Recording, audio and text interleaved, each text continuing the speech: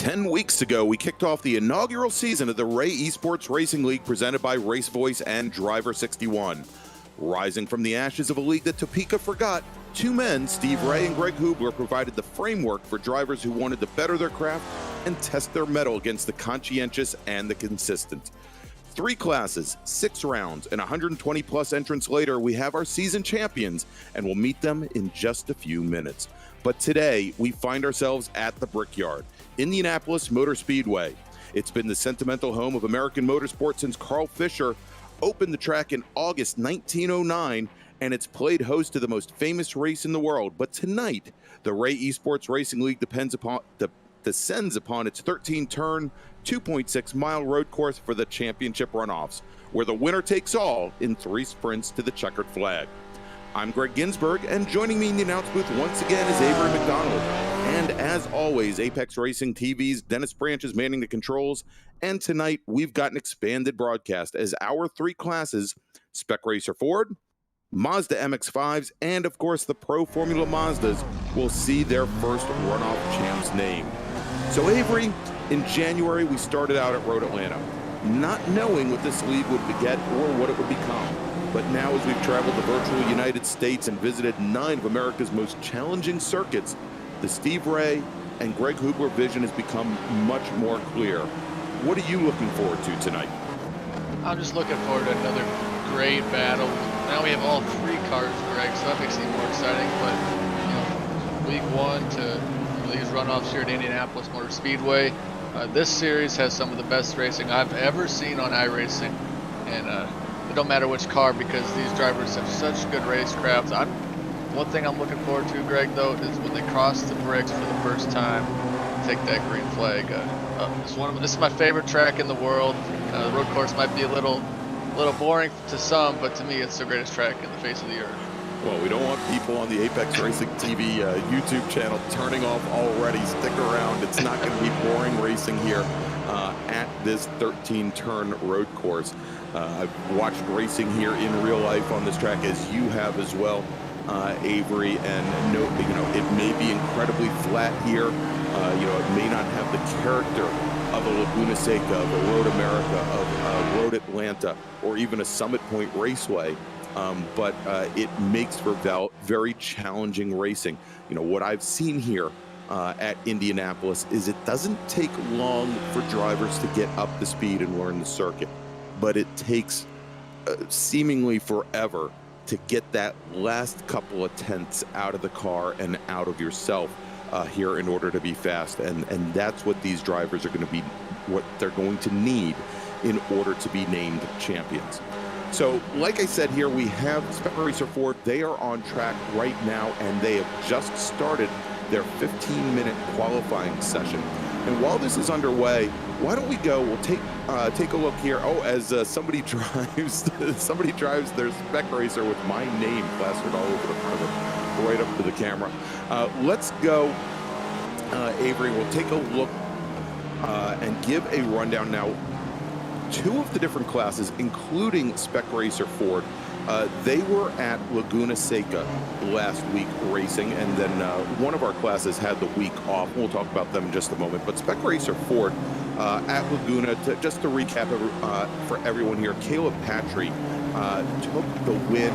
He has 4 wins out of 6 race weekends. Now, I mentioned that there were 9 race weekends here on the Ray Esports League, but with 3 classes and running 2 races per night, there was always one class that had a week off, and so it's 6 rounds to make up the championship. And so Caleb Patry, in his Spec Racer Ford, the number 198 machine, he takes the overall championship and took that win at Laguna Seca. Steve Ray, one of our founders of the Ray Esports Racing League, he finished 2nd at Laguna Seca in Spec Racer Ford. Zach Burke, always a contender, always racing strong across all the different classes that we have here on the Ray Esports Racing League. He finished on the last step of the podium with Miles Crabb and Justin Clardy making up the top 5. So let's take a look now and give you a rundown on how things finished up after 6 weeks. As I mentioned, Caleb Patry with 4 wins of the 6 he takes the championship in the inaugural season of the Ray Esports Racing League. And of course, Spec Racer Ford Racing, brought to you by RaceVoice. So we want to thank them for sponsoring the series this year. Zach Burke finished second, Miles Crabb finished third, and Stevie Ray takes fourth with Greg Mack, Jeff Miner, Bryce Evans, Justin Clordy, and Chad Griffith tied for eighth. Then Justin Huffman rounded out the top 10 in points. So great to see some great racing here in Spec Racer Ford. We had 37 different entrants over the 6 weeks, battling it out across the United States to put in their time and bettered their racecraft, and some really great battles at the front of the field. I also want to mention that Richard Spicer and Larry Lefty McLeod, my sometimes announcing partner at many both virtual and real life events, took the other 2 wins in Spec Racer Ford this year. So Avery, why don't we take a look here as we have qualifying going on, and we have, I believe, somewhere along the lines of 18 or 19 entries, but it looks like, at least to this point so far, only 10 drivers have managed to put in a clean lap here at Indianapolis Motor Speedway. Yeah, it's a little bit longer track than some of the ones we've been to so far this season, and pit road to the start-finish line is around that minute 40 mark, kind of like the time you're seeing now. So you got to, if you make a mistake or get an incident, it takes a whole couple minutes just to get back around this track and restart your time. So that's maybe why we've only seen, well, now 11 times so far. Exactly here, as we're following Morgan Burkhardt right now on track. Morgan in the number 40 machine is one of those drivers yet to put in a fast lap. Morgan now only 15 years old, and I think I've mentioned it before, he is definitely a legacy in road racing. Both of his parents race. Both of his parents have taken home regional championships on the East Coast in Honda CRXs in the ITC class. And Morgan, since he was a very wee child, has been hanging around racetracks. He's been helping out at timing and scoring. Oh yeah, looks like the announcer's curse gets to Morgan Burkhardt. He's been working in timing and scoring at regional race events, and I have memories of when Morgan's parents came out to see me race back in the I believe it was the fall of 2011, I believe, either 2010 or 2011, and he was just in a stroller being wheeled around the paddock in Virginia International Raceway. But he's basically been at a racetrack almost right out of the womb. Here, as we jump over to the 198 machine of Caleb Patry. Again, Caleb Patry now currently sitting third in qualifying here, but still very early in this 15-minute qualifying session. He is, again, your regular season champion, taking 4 out of the 6 wins in the Ray Esports Racing League. So, you know, we'll see how he does here. He has driven, I know he has driven this track many, many times before, both in the Spec Racer Fords and also in Mazda MX-5. Yeah, he's definitely super, super quick. And one driver that's quick right now is the Canadian Zach Burke, who's always in contention, Greg. Every race we go, whether, doesn't matter the car, but the one thing we have noticed in this qualifying session is you need to get in that toe, definitely for the straightaway, to gain as much speed as you can. But as you saw with Caleb Patry, how close he was with the car behind him. I believe that was Richard Spicer, but you gotta be careful you don't bump him too hard when you get a 0x, because they'll negate that time. So you need clean track, but you also need that toe.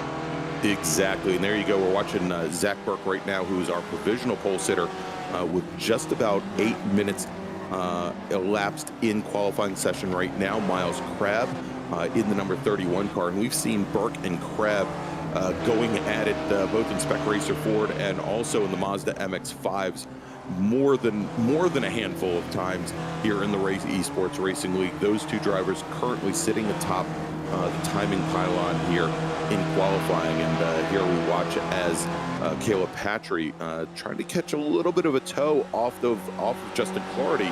Now Clordy in that number 7 car, I actually watched Justin Clardy just this past weekend at Road Atlanta, not a virtual Road Atlanta, but the real Road Atlanta, where he puts time in Spec Miata and in some cases in Spec Racer Ford as well.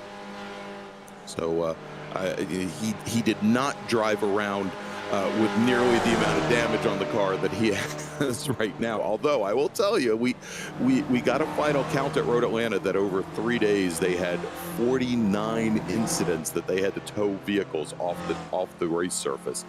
So it was a death-defying weekend at Road Atlanta, and I would expect that it will be much cleaner here tonight at Indianapolis Motor Speedway. Oh yeah, definitely, Greg. This is a clean group, a lot of good racecraft, and every race has been really good. For the most part, we've had clean races every single time, no matter if it's MX-5, Spec Racer Ford, or that Pro Mazda. But you take a look at your screen; it's got some guys with some really nasty cheese heads on them. Yeah. That is, we were talking about Morgan Burkhardt a little bit before. He was the trailing car of that pair. Right ahead of him is currently our 4th fastest driver on track. That's Jamison Huffman, another legacy race car driver. Jamison now just turning, I believe, 15. So both Burkhardt and Huffman there, not even old enough to drive as of yet. And Huffman, his father Justin, who we will likely see a little bit later in the Pro Formula Mazdas, his father Justin, a nationally ranked driver in the Formula Enterprises 2 class in SCCA racing. Yeah, we just saw Caleb Patry run the quickest time, and then right after that, Miles Crabb took over the top spot. We're got about 4 minutes to go, Greg, so plenty of time to get a good lap in. Exactly, and the margin right now, 1/10 exactly, that separates Miles Crabb and Caleb Patry, but now that has changed as Richard Spicer, who I believe I mentioned was one of our 3 winners during the regular season. Richard Spicer moves up to 2nd right now on the leaderboard. He is only 900ths of a second, actually, pardon me, 600ths of a second off of our leader Crabb. Yeah, and then Patry just ran a little quicker time too. Yeah, you can see here as things are starting to close up, as we have just about 3 minutes left to go in qualifying. So a couple interesting notes here about Indianapolis Motor Speedway. I mentioned that Carl Fisher built this track, opened this track back in the early 1900s, and it was originally meant as a facility that one was going to be built for motorsports, but because a lot of automotive manufacturers in the very early 1900s were actually based in Indiana and near Indianapolis, the circuit was originally meant to be a test track, a test facility for these different manufacturers, because at this point in time, most cars were being driven on what were originally horse paths. You didn't have, paved roads all over the place for the manufacturers to go test their machines. And so it was originally envisioned as being anywhere from 3 to 5 miles long, with maybe 150-foot wide surfaces. And Fisher actually went to the UK and saw the original Brooklands course, which is right outside of London, England, and it had banked corners, and that's how he decided to make this circuit as it is, because of, you think about it, that a lot of the very early race circuits were public roads. Like you think of a Spa, or you think of even like the Nürburgring, or you think of even later in the 20th century, like Watkins Glen, or the forebearer of Road America up in Wisconsin, that they had all these public roads. But the very first race, Avery, at Indianapolis Motor Speedway, can you guess what it was? First race at the Indianapolis Motor Speedway. You want me to give you the answer, or do you want me to guess? Well, if you know the answer, give us the answer. If you don't know it, go ahead and guess. It was the 2009, not 2000, 1909. And a matter of fact, yes, it was, but it was not a motor race. Nope. It was a balloon race Yep. at Indianapolis Motor Speedway. That you have all this pavement, and of course, it's known as the Brickyard, and a lot of that is mainly because initially, no asphalt, no concrete. The circuit was originally set up as a series of bricks all around the circuit, and of course, nowadays. You basically have you've got, essentially just a small strip of bricks at the start-finish line, which, of course, anybody who's been there and has the opportunity gets down on the hands and knees and kisses the bricks, as I have a nice little photo of when I did it. In I haven't done that yet, Greg. Oh, it's time, Avery. You need to get on the surface there and go ahead and do it. And yeah, so it's basically a 3 feet or a yard wide running across the, not only across the surface, but all the way down and into the paddock, into the infield area as well. You don't see that. You don't see that very easily here as you watch the surface. There, right there, is the row, the line of bricks, but it actually goes and moves all the way down into the infield. All right, so the checkered flag is out now on qualifying. Last flying laps will count. We were just watching the number 80 car and I believe also the 289 car trying to increase their starting positions. Miles Crabb currently sitting atop the leaderboard with a fast lap of a 1:44.182 with Richard Spicer in the number 12. Let's see if he can move up the pole as he comes across the line. Does Richard Spicer improve? And no, he does not. He turns at 1:44.49. That was 0.3 of a second off of his fastest lap of the session. So Caleb Patry is next driver out. We're going to see if he can best the 198 car, because I don't think he is. There you go. Caleb Patry now crosses the stripe, turns a 1:45.494. He is going to start on the inside of the second row. Richard Spicer going to start on the front row along with Miles Crabb. All right, so there you go. And, we thought we'd have somewhere along the lines of 19 or 20 entrants. We have 16 entrants for this national championship race here on the Ray Esports Racing League, presented by RaceVoice and Driver61. And of course, stick with us now. These races are going to be 25 minutes in length, so a little bit longer than what these drivers are accustomed to throughout the season. They've been running 20-minute races. So, as you see here, with laps in the 1:44 range, it's going to mean, another, about another 2.5 to 3, or you're not going to have 2.5 laps, another 2 to 3 laps here for these drivers. And yeah, a little bit longer. Yeah, a little bit longer than normal, Greg. But I think these drivers will be okay. Yeah, exactly. And in these races, these drivers are, for the most part, going out. And this is part of the challenge for these sprint races, is going out with just enough fuel to make it all the way to the end of the race. You don't have these full course cautions here in the league in order to conserve fuel.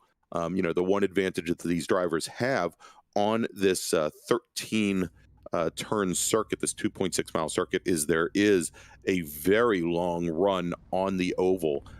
They come onto the oval just around where IndyCar 2 is, and then take it all the way down to turn 1 on this circuit, which is right before Indy turn 4. And so, if you get caught in the draft, if you get in the draft, you can save a lot of fuel. All right, so Avery, why don't we run down the starting grid for our first race of the evening? Well, starting on pole for the Mad Sim Racing, Miles Crabb, and just a little bit slower by the, a very slim margin, Richard Spicer second, your champion Caleb Patry in third, Zach Burke fourth, Jamison Huffman, and that's SRG, and then Steve Ray from the Ray Esports in sixth, Morgan Burkhardt, Greg Mack from Team Esports, Justin Clordy, and then Andrew Benaw, Bryce Evans, Andrew Rosencroft is in 12th, and Greg, we got a good field again, 17 cars on tap, and then we go to Charles Vaccaro, Wayne Buttermore, Joaquin Eppinger, John A. Casey, and Mitchell Peak. Mitchell's not quite on the grid right now, so hopefully, hopefully he missed the grid. Yeah, I was gonna say, hopefully he doesn't miss the grid. I don't know if he actually set a qualifying time though, so we'll have to see. If not, he's gonna have plenty of time to get ready for the Spec Miata race, for the the Mazda MX-5 race here, as we have the Ford Mustang pace car bringing the field around with Miles Crabb on the pole as they make their way through. And you can see here the way this course runs. As you come off the oval, you do have a very quick right-hand turn, and almost as quickly as you make that right-hander off the oval, you go left. Then this big sweeping, I don't even want to call it a horseshoe, but very long bend back around, and that then brings you into these very quick S's here, and then onto the Holman Straight. And the key here, you see that DRS sign on the outside there. Drivers are going to run very wide. They have to get back. They cannot run outside of that DRS, or they're going to get a slowdown penalty. But then they come down to the Holman Straight, get onto the brakes, and then you've got a series of very late turn-ins here, 90-degree turns with a very short run. You can see here through the S's. Oddly, the pace car never gets this part wrong, but the racers usually do. And you come through here, so you've got the left off of Holman, you got the right, then you got the left, and then you come back on right here, and this will bring you right back onto the oval, right around, again, what is IndyCar 2. And you'll break around. Now, when the SCCA runs here, they'll go and about halfway down towards IndyCar 1. They will make right. They'll make right about there. You can see where the cones are. A right-hand turn into another small little infield section, and then come back onto the track right about here. But this is going to be very similar to what the Formula One drivers ran here, as our leaders now come onto the front straight, and we have a green flag. And green flag now in the air as Miles Crabb and Richard Spicer side by side. And it is not uncommon, as wide as this track is, for cars to be able to fan out 5 and 6 wide. But right now it is 2 by 2 at the front of the field, with Crabb and Spicer side by side, Patry and Burke right behind them. And then you can see Jamison Huffman in the 289 car. He gets around Zach Burke, but Burke gets back as he has position going into turn number 2. And then as they start to make their way around that very large double apex, turns 3 and 4 come-ups. Oh, spinning around Justin Clordy in the yellow number 7 car. He's going to drop back through the field. Another car going around. I think that was Vaccaro that went around as well in the 221 car, that blue and red car. And he's going to have to work his way around. Now you see here as Burkhardt gives Steve Ray a run for his money. He had the same battle going on at Watkins Glen a number of weeks ago, where Stevie Ray had the better of Morgan Burkhardt here. We'll see if Burkhardt can reverse the tables here, as our leader, Miles Crabb, now brings the cars around, and they're going to be coming onto the Holman Straight here, Avery. Oh, they're just putting on a real good drive. Had a couple incidents earlier, but man, look at Patry trying to find a way around Crabb. But you know, it's a short race, but long race. I mean, it's lap 1 of potentially millions of laps, but of the 25-minute race.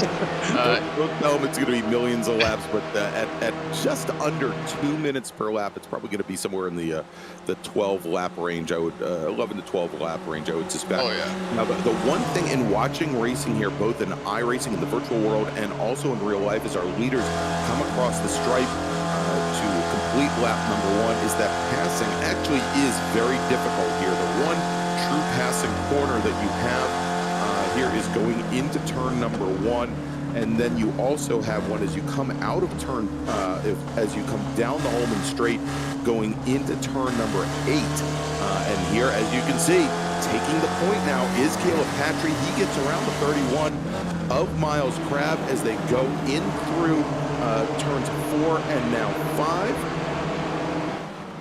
and then into that little, make the quick run down. They're going to get all the way drivers right and then set up for this little horseshoe here at turn 6. But Patry, he found his way around on the exit of turn 1, and that is actually the common thing, that you don't normally make the pass under braking going into 1. You carry more speed coming out of 1, and that's exactly what Caleb Patry did here, Avery.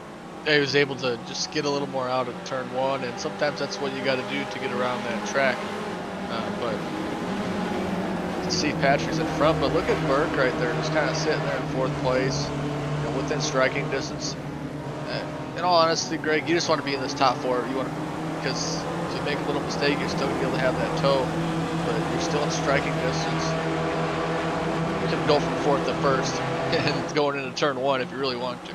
There you go, and you can see a lot of damage on the back of Zach Burke's number 13 machine. I don't know if that was due to some contact maybe with Jamison Huffman. Remember, Huffman was battling it out with him over the first couple of corners, but that it may not hurt Richard Spicer all that much if he can stay in the draft with the cars ahead, as he locks in right back behind Richard Spicer. But it may, if some cars can come up behind, it may open up a little bit bigger hole in the wind for a trailing car now, as Richard Spicer comes down the inside with Zach Burke. Those two cars, drivers right.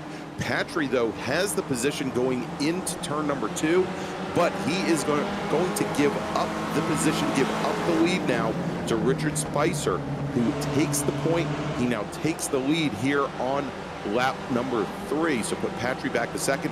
Then we've got Zach Burke in that damaged number 13 car, and then Miles Crabb, our pole sitter, drops back to 4th, as we have just a little bit further back from there, about 5 car lengths back.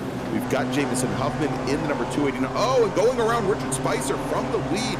He now goes around coming out of turn number 6, and he is going to drop like a stone here. He now falls back to 11th, and Justin Cordy, who had that spin earlier, he's starting to come up as well. So our new leader, Caleb Patry, Zach Burke up at the front, and hopefully we'll be able to go back and see a replay and see what happened there. Yeah, Patry, Burke, and Crabb, that top 3. Look back at here for a nice little replay of Richard Spicer. Yeah, let's see what happens here as Spicer makes his way to come into turn 6. And as they come around, the rear end just walks out on him and just gets a little bit of push in that car.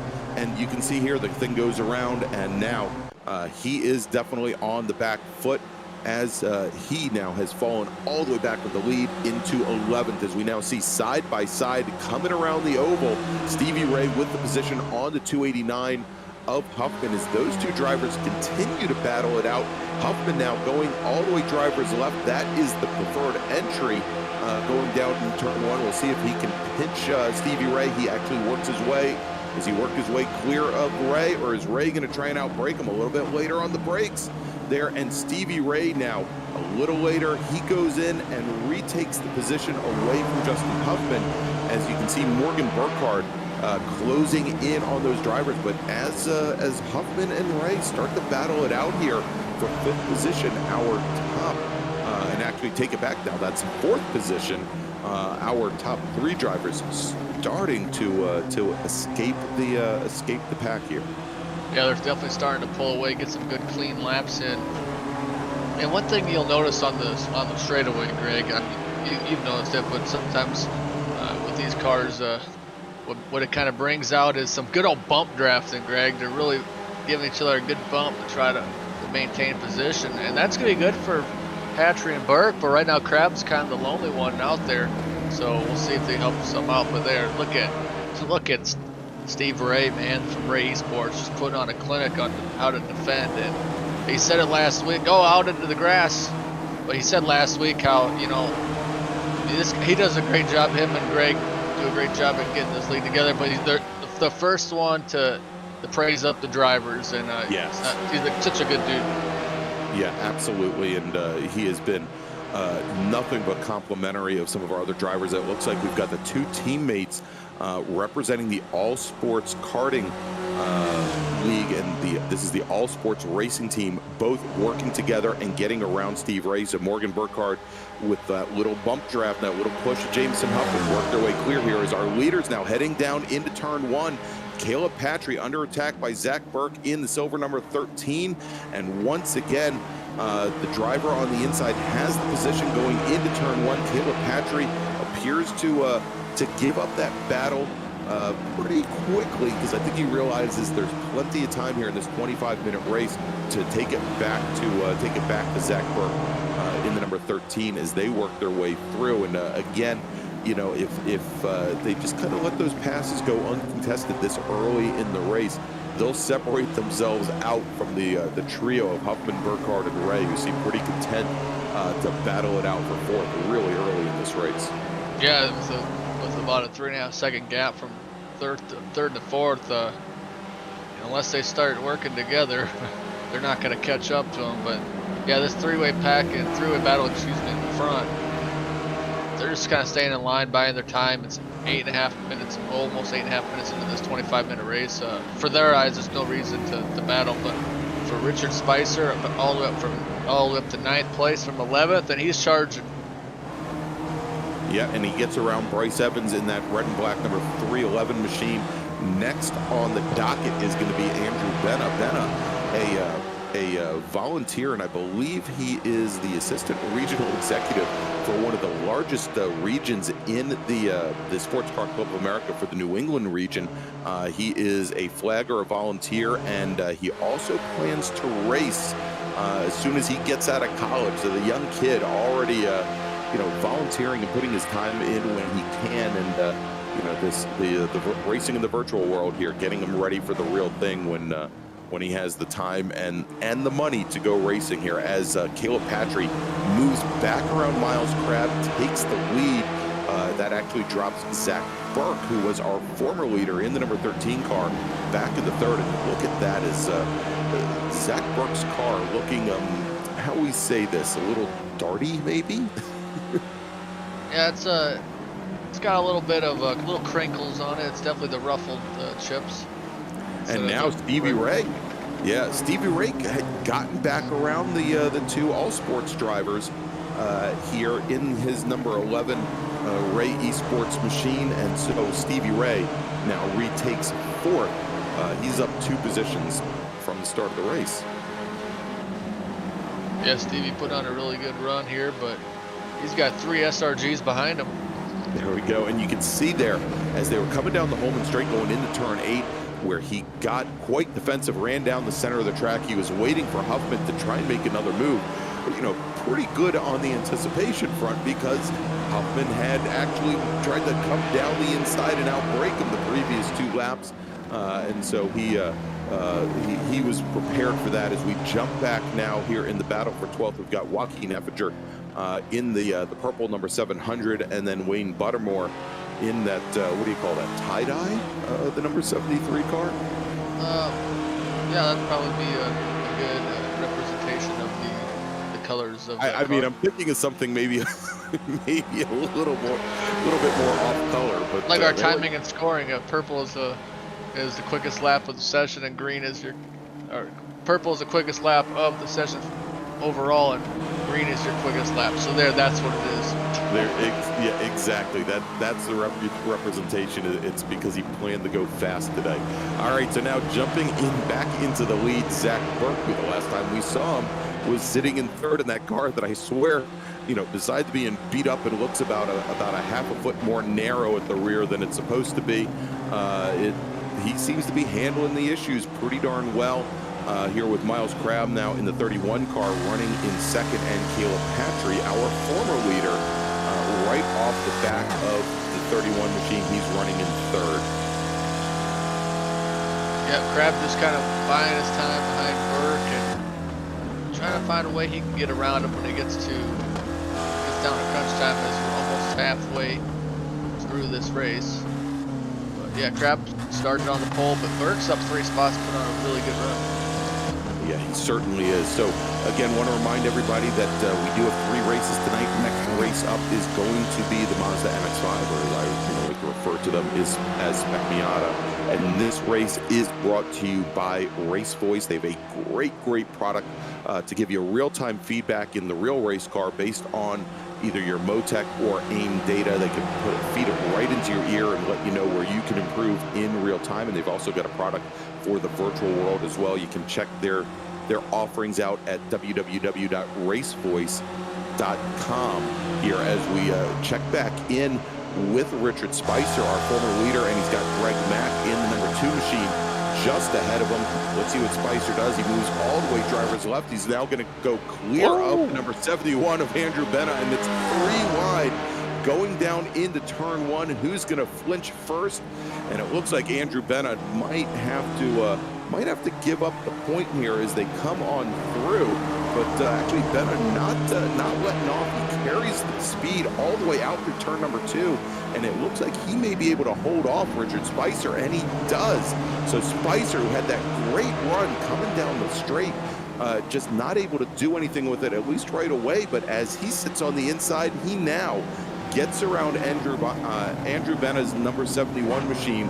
And Greg Mack with the lockup. Don't expect to see that right there. And Spicer having all kinds of issues tonight over at turn 6. And, you know, some of it's of his own making. And that, I don't know what happened there, Avery. Yeah, one thing to say, though, when you're side by side in turn 1, that's going to cause you to, lose your run. So that's what happened, I think, with Benna to maintain that position. But, yeah, just a little mistake there. But I have a 4-way battle for 7th, and watch out coming in turn 1. That's all I got to say. There you go. And Bryce Evans took advantage of the whatever happened there. You know, I just don't know why we saw the brake lock up there from Greg Mack. All right, as our leaders now making their way down the front straight, and there you go. You get the toothy smile as you're getting bump drafted by Caleb Patries, and now come under braking, going into turn number 1. You know, in real life, with a real spec racer Ford and those fiberglass body panels, you'll see that tiny little slot underneath Caleb's toothy grin there it's almost like a mail slot. That is the opening for the radiator for the air intake on these cars. And, you know, you were talking about the bump drafting earlier, Avery. With the real car, if you were to stick the nose underneath the bodywork of the car in front of you, there's a little cage that goes around the differential on those cars, and you can very easily fold up that little mail slot and flatten it down. And, you know, it's a guarantee that you will end up either overheating the motor or seeing those temperatures rise and have to bring the car back in, as it looks like Richard Spicer's problems continue on. And let's take a look here. We'll go back and watch the replays. He's with Greg Mack and Andrew Benna as they make their way around turns 4 and into 5. And remember, this is and you see, Spicer's been having trouble going into turn 6, the next part of this complex here. He didn't make it that far this time as he goes around coming through turn 4 as we jump back to our leaders. Yeah, still a lot of credit to Richard, though. I mean, not giving up and trying to gain as many positions as you can, and that's the attitude you like to see. Someone that just doesn't give up. So there you go. No smile on Burke's car, but I got a big grin on me because this race is going awesome. You got mail slot right there, and let's see if he's gonna send it in here. Yeah, look at that. He's repping the Brennan Oren photography business here. I think we may see Brennan a little bit later. I actually watched him race just last night on the one of the Ricmotech series, another series brought to you by Apex Racing TV, and he's a great motorsports photographer as well. Here as our leaders come now down into turns 3 and 4, and you can see where Miles Crabb now in the 31. We talked earlier about how these drivers kind of wanted to let these passes go uncontested to separate themselves out from the rest of the field. Well, they have separated themselves from the field. They now have a little bit over a 7-second margin back to Jamison Huffman, who's running in 4th, and so now it is battle on in the battle for the lead here in Spec Racer Ford as we jump back into this battle that seemingly has been going on all race between the 700 of Joaquin Effinger and the tie-dye car of Wayne Buttermore here. Again, that's the battle for 11th as we jump back over here. Richard Spicer is now out of the view here. He is now fallen back to 15th. He is lost. Remember, he started on the front row. He's lost 13 positions today as we now watch Andrew Benna and Bryce Evans. Bryce Evans having taken advantage of one of the earlier mishaps of Spicer to get up into 8th position. And he's doing a pretty good job right now holding off Andrew Benna. Oh yeah, doing a great job. Good racing all the way around. And take a look at that Bryce Evans car, that 311, all the way up 3 spots, Greg. So very respectable for him. Made a nice pass there, but he's gonna have Benna with a big run coming out of IndyCar turn number 1 and down this front straightaway. This is where you win it or wear it moment. There you go. And yeah, you can see here as Evans took the low line, Benna took the high line, and very, very even going down in. Benna actually on the brakes a little bit earlier than Bryce Evans from the outside, and Evans there has to ride the curbing to get through turn 1 as they're coming up now on Jamison Huffman. Huffman, who had been running just a moment ago, up in 4th. Spins that car around. Let's see if we can see what happens here as he's battling it out with Stevie Ray going down into turn 1. Takes it wide and loses the car in the grass, loops the car around. And again, that was, at least for the time, the battle for 4th. So move Stevie Ray up to 4th. Morgan Burkhardt now is the next car down the line. He's currently running in 5th, but a couple seconds back off of Stevie Ray. All right, so let's jump back up to the lead here, Avery. Yeah, Patrick, Crabb, and Burke, they've been the top 3 for about the last 4 or 5 laps. And you see Burke's right rear's got that ruffled up look, and the ruffled chips are still able to maintain a good spot here. They're going to go through IndyCar turn 1, and this is where you see Crabb is right on Patrick. He's going to try to pull away, but Burke's going to say, I got a little bit of toe, and I want to make this a battle for the lead. Well, and look at this as Zach Burke comes off of IndyCar 1, comes down the inside, had one heck of a run as the 31 car got that's Miles Crabb, but as the 13 car got right up with Patry, Crabb just came right underneath. And there we go, moving to the lead now, the number 13 car, ruffled rear and all. And I'm amazed with the speed that he was able to carry down the front straight there compared to the 2 cars in the draft. And here, speaking about 2 cars in the draft and side by side, the 2 teammates now coming down into turn 1. Huffman to the inside, Benna to the outside. Actually, both of them were driving that same livery, not on the same team, however. That's the homage to yours truly. And again, I appreciate all the fame, and now if I could only get the fortune as well, I'd be happy. What did you pay for that sponsorship, Greg? I mean, apparently, well, on the bright side, I'm not paying the drivers. That's when you know you made it. Yeah, exactly. God knows if I lost money on this, I wouldn't be a happy camper. All right, here as we follow our leaders now through that 8, 9, 10 complex, and then over the curbing there onto turn, what's known as turn 12 here on the road course, brings you back onto the oval. And let's see here, I'm interested to see what our leader, Zach Burke, does. If he goes and takes that low line again, here, and he appears to do so again. Last time by, both Patry and Crabb went up and took the high line, and the 13 car was able to drive right underneath, and now he has got position, and Patry, he's pretty content to do the bump draft, as you mentioned, but not to jump to the inside as of yet, as we are now under 4 minutes to go in this 25-minute time. So only a few more laps, about 2 laps to go at this point, Avery? Yeah, about 2 laps to go, and Zach Burke literally kind of just gave him a good idea how to get around them. But if you ran at this track before, you don't need an idea how to get around somebody. It's turn 1 is your best opportunity. You just got to make sure you make the pass, because if you're side by side going into 1, you could lose time, as we saw from earlier. So. There's a couple laps to go, and it's the Burke, Patrick, Crabb show right now for the final 3. There you go, and they come out of turn 7 onto the Ullman Straight, and as they come down into turn 8, this is another one of those places where you sometimes will see a pass, but at least this time by it does not happen, and I can guarantee you that if those 2 drivers came down into turn into turn 8 and attempted to pass Miles Crabbe sitting in the 31 car. Probably would have been able to carry the momentum all the way around him through that little chicane, that little S's series there. But now coming out of turn 11 and 12, back onto the oval for the second time now in a row, we've got Zach Burke, the number 13 car. He is your leader. Caleb Patry and Miles Crabbe sitting second and third, as we are now just about, we've got 2 minutes and 10 seconds, 2 minutes and 5 seconds left on the clock. So we should have now 2 more laps to go here, as these laps have been running in the 144 range. And, you know, I'm watching and taking a look at the timing and scoring here, Avery.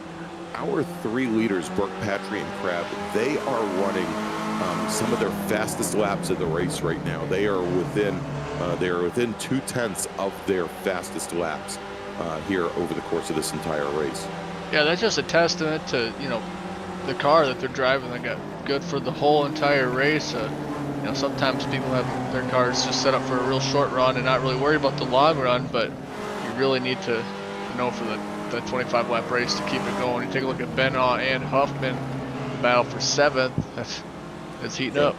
Yeah, Benoit trying to dive underneath Huffman as they come through turn 4, and then as they come down to that little the little horseshoe over at turn 6, looks like Huffman, at least for the time being, is able to hold him off as they come through. That again is the battle for 7th. Huffman had been as high as 4th today, but a couple offs has put him back. All right, so let's take a look here. You can see a little bit back behind is that 311 car, which Benoit managed to dispatch. But let's jump back over to our leaders, and now taking a little bit different line from our front 2 cars. It's Miles Crabbe goes high, but then he drops back in line to try to pick up the draft from our 2 leaders here as they come through. And now I'm sure we're gonna, we can see Patry trying to give Burke that little bit of a push that is gonna separate them just a little bit from Miles Crabbe. You can see Crabbe now dropping off about 2.5 car lengths back from our leaders, and we should now be on our very last lap here with about 10 seconds left to go on the clock. So here we go, white flag lap, as once again Zach Burke for the 3rd lap in a row leads the field down into turns 2, 3, and now 4, and they're going to come in and they're going to start to set up. Here we go, we're going to make that quick turn around turn 5, going to set up now for the horseshoe over at turn 6. Patry now coming back up the inside. He is running out of opportunities here to make his way around our current leader, the number 13 of Zach Burke. They're going to come onto the open straight here, and as they do, let's see if Caleb Patry moved to the inside. Now, Avery, the one thing we saw the last 2 laps, you know, at least in the draft, when he's right underneath the gearbox, is that Patry has a little bit of the pace.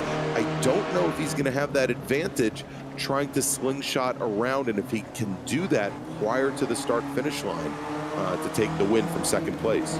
And we've seen these drivers make a move to drivers, usually drivers right, coming out at IndyCar turn number 1. So we'll see if Patry or Crabbe has got anything for Burke. If anything happened earlier, they're going to have a good shot. They're going to go through turn 1, IndyCar turn 1. We'll see who's going to make it side by side. Come on, guys, let's go. All right, here they go, coming around through the very last turn here onto the front straight. Caleb Patry with the slingshot. Zach Burke giving him the push. Are they going to get around Miles Crabbe? They do, and crossing the line, taking the championship in Spec Racer Ford, it is Caleb Patry.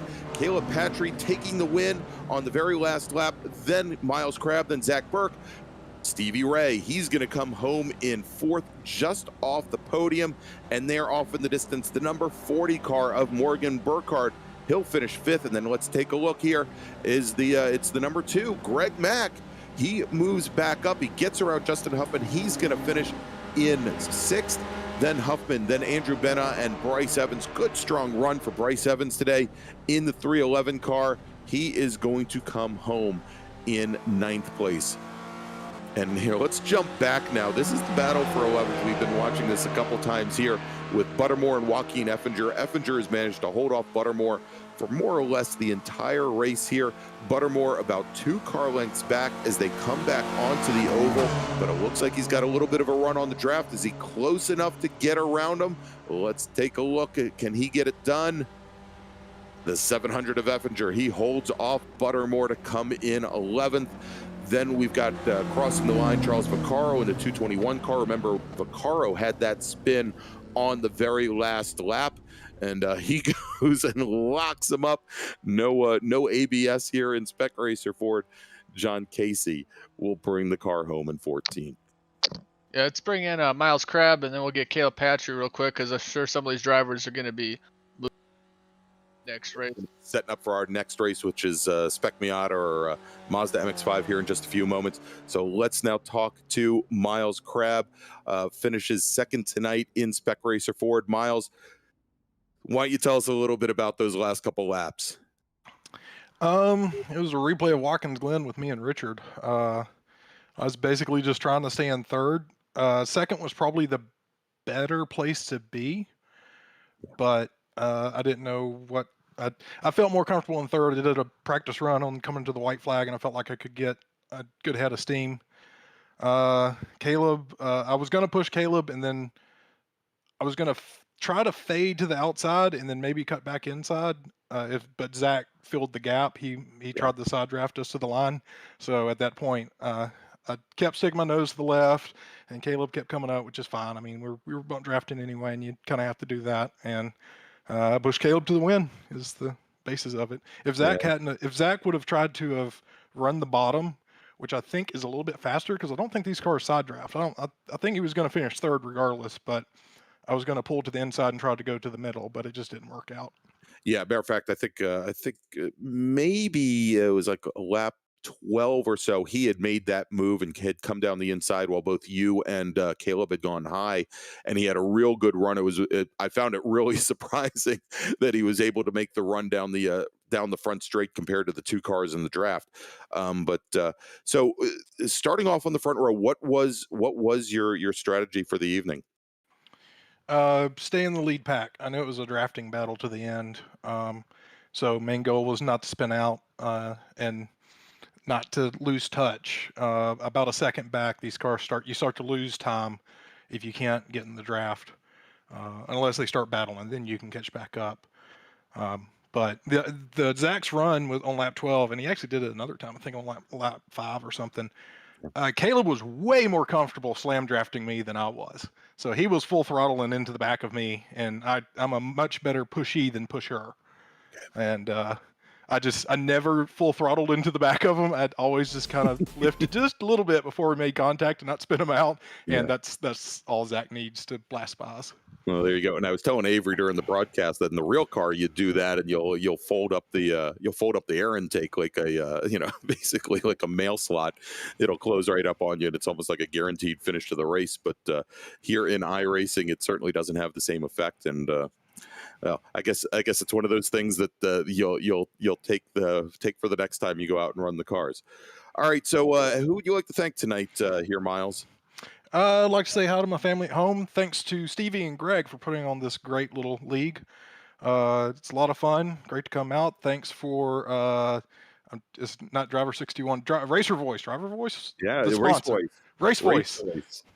For sponsoring everything, and thank y'all for broadcasting. This has been a fun couple of weeks or a few weeks, and I'll see y'all hopefully after the Pro Mazda. Yeah, I was going to say we'll see you a little bit. Hopefully, see you a little bit later tonight after the Pro Mazda race. So, everybody, that is Miles Crabb. Finishes with the silver medal tonight at the championship runoffs here for the Ray Esports Spring League here at Indianapolis Motor Speedway. So now, Avery, why don't you bring in our winner, Caleb Patcher? Hey, Caleb. First off, congrats on winning that championship in the Spec Racer Ford, but winning at the famed Indianapolis Motor Speedway on a last lap pass with a little bit of help. Take us through those last couple laps. Sure. I kind of realized throughout the race that I didn't want to be in the lead going to the white flag, because with that long straight, it really created a lot of help in the draft and a lot of passing opportunities before the finish. So what I wanted to do was try to stay in second and just try to follow whoever was leading through, and then just hopefully get a run coming onto the oval and pass them. That's exactly what happened. I was pushing Zach there for a bit, and then just kind of held back a bit and didn't get as good of a run as I wanted. Miles kind of closed up on me, but I was able to pull out and make the pass before Miles could do anything. So it worked out in the end. I'm pretty happy. Yeah, you really put on a good show. All three drivers put on a good show. But this was a great series put together by some great people. Before we let you go, anything to say about how awesome this season's been? It's been really cool. Obviously, SCCA has been a little busy, apparently, I guess. They haven't been able to put this on themselves. So it's really cool that Steve was able to put this together, and to be able to race with some other fellow SCCA members is really cool. Yeah, definitely. It was a blast watching you this season. You got some good wins under your belt, and I pretty much from Greg, Dennis, and I, it's been a blast, and we'll hope to see you on the track soon. Yep. Thank you, guys. Cool. Thanks a lot, Caleb. Appreciate it. And there you go, our winner tonight, both here at the National Championship Runoffs and also for the inaugural eSports Racing League season. Caleb Patry taking the win. So there you go. Let's now take a quick little break. We're going to get set up for our next race, which are going to be the Mazda MX-5s. We're going to be back here in just a few minutes. You're listening to and watching the Ray Esports Racing League's National Championships live from Indianapolis Motor Speedway. We'll be back in just a moment.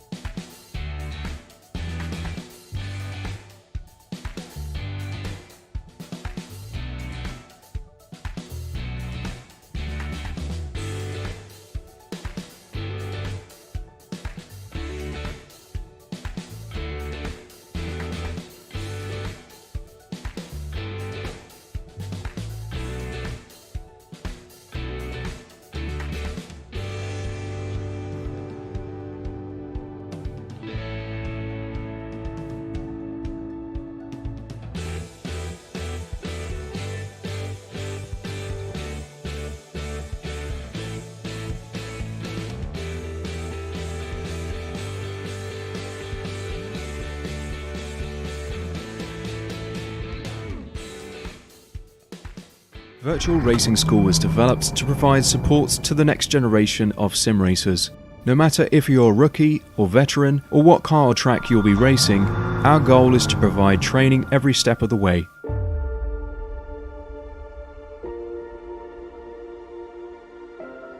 We found that iRacing can be quite difficult without proper training. There needed to be a way to prepare for on-track racing. With VRS, you can literally learn from the best sim racers in the world, including 4-time NASCAR iRacing World Champion Ray Alfalla. And Ray Alfalla is a 4-time champion of the NASCAR Peak Antifreeze iRacing Series. 3-time iRacing Grand Prix World Champion Martin Kroenke. Martin Kroenke becomes a 3-time world champion. Rallycross World Champion Mitchell de Jong. Mitchell de Jong is now champion for the iRacing Rallycross World Championship Series. And many other top sim racers. Data packs include everything you need to start learning. Our World Championship coaches create the data packs by setting a hot lap, or a series of fast laps for you to compare, analyse and replicate. Datapacks also include a tutorial where the coach points out techniques they use to hit the fast lap. This gives you access to the latest driving techniques and setups before you even hit the track. Sign up for a free account and download the VRS telemetry logger. With this application running seamlessly in the background, your laps automatically start syncing to the VRS website. From there, you can analyse and compare 2 laps of your choice, whether it's your data, the coaches, or your teammates. VRS will automatically target improvement opportunities so you can get up to speed even faster. VRS also makes it easy for you to request and schedule one-on-one or group coaching sessions. These sessions can range from 30 to 90 minutes, and you can select the car, track and setup combination of your choice. Visit virtualracingschool.com today to sign up and get started.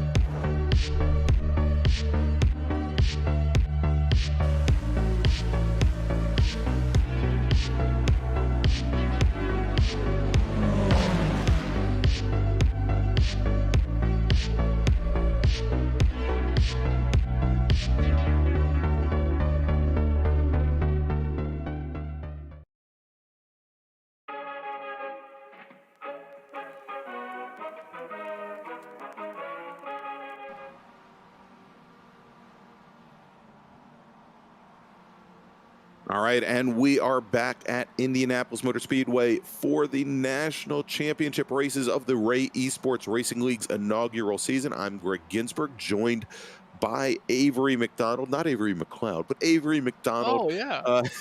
Is here with me in the announce booth, and you know, as we've mentioned before, and we couldn't do it without him, we've got the great Dennis Branch from Apex Racing TV pushing all the buttons, manning the billions of cameras here out at Indianapolis. I don't know how he does it.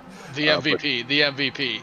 There, absolutely he is. All right, so we've got qualifying underway, and you can see here just about 4 minutes left to go in qualifying for the Mazdas, and oddly enough, some of those same drivers like Zach Burke, who we just saw in the Spec Racer Fords, are out now in Mazda MX-5s. Real quick, I just wanted to catch some people up that were not with us last week here as, oh, look at that, as the 56 car goes spinning off here at turn 1. Look at that, they're making it hard for me to read this stuff off here, but last week, for the final week of the regular season on the Ray Esports Racing League, we were at Mazda WeatherTech Raceway, Laguna Seca, but the Mazda MX-5s that you see on track here were not. They had the week off.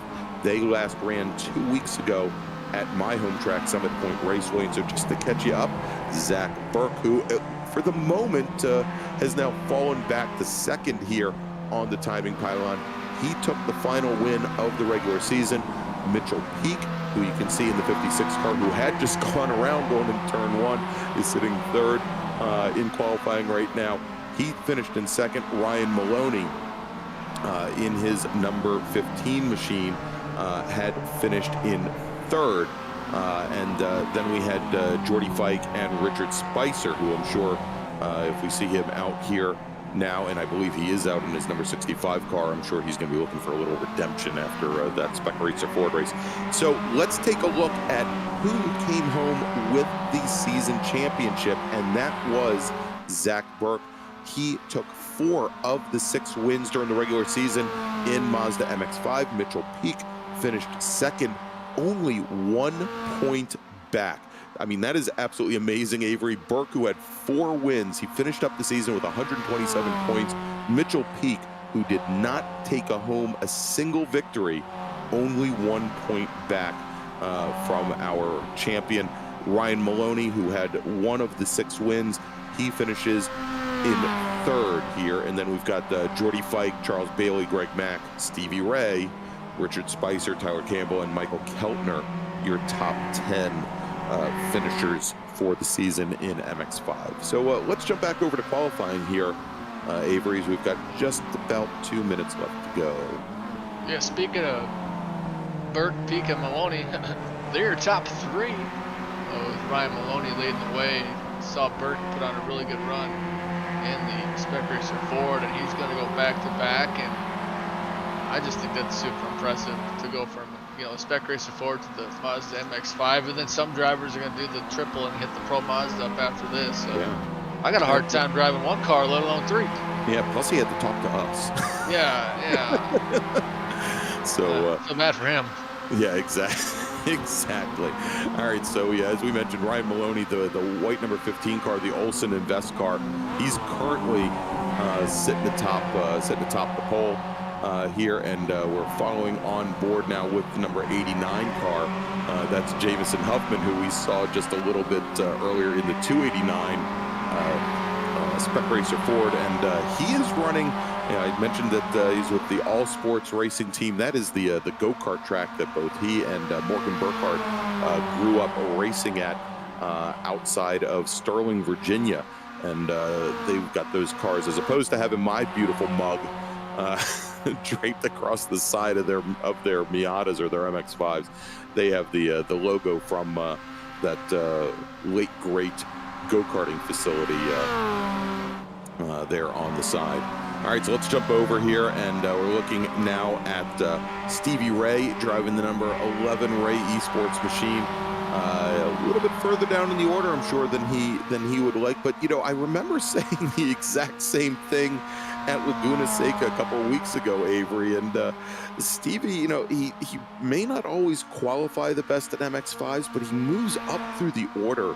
Like the first 2 or 3 laps, you know, he just runs clean laps while mayhem seems to happen all around him.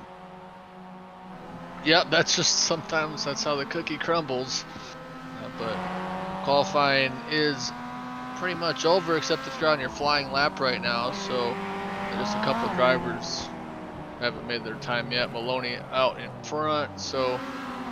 Yeah, looks like we've got Brennan Horan. Let's see, that was Horan actually. I think that we were watching. We saw earlier the Brennan Horan, his photography business getting repped by. I think it was Richard Spicer that was repping it earlier, if I remember correctly. We got Jordy Fike on track in the 09 car, and there we go. That's the 311 of Bryce Evans, and we saw Bryce make some pretty good moves and move up through the field in Spec Racer Ford. He is now on what will be his very last lap. He's currently sitting down in 23rd, looking to move up the order here. We'll see if he can leapfrog Daniel Wolf, who has finished up his qualifying session, as he comes now down onto the front straight to cross the line. He's looking to beat a 145.15. Let's see if he can get it done. No, matter of fact, Bryce Evans a little bit off of even his best time turns, a 146.38. He is, I believe, going to stay 23rd, actually, as we now watch Joaquin Effinger on what should be his final lap. And here, Effinger currently running at the tail end of the field in 24th, looking to beat that 145.23 of Bryce Evans. And no, it looks like Effinger, he's going to come down the pit lane and call that last lap off. Yeah, take a look who's right behind him on the qualifying time.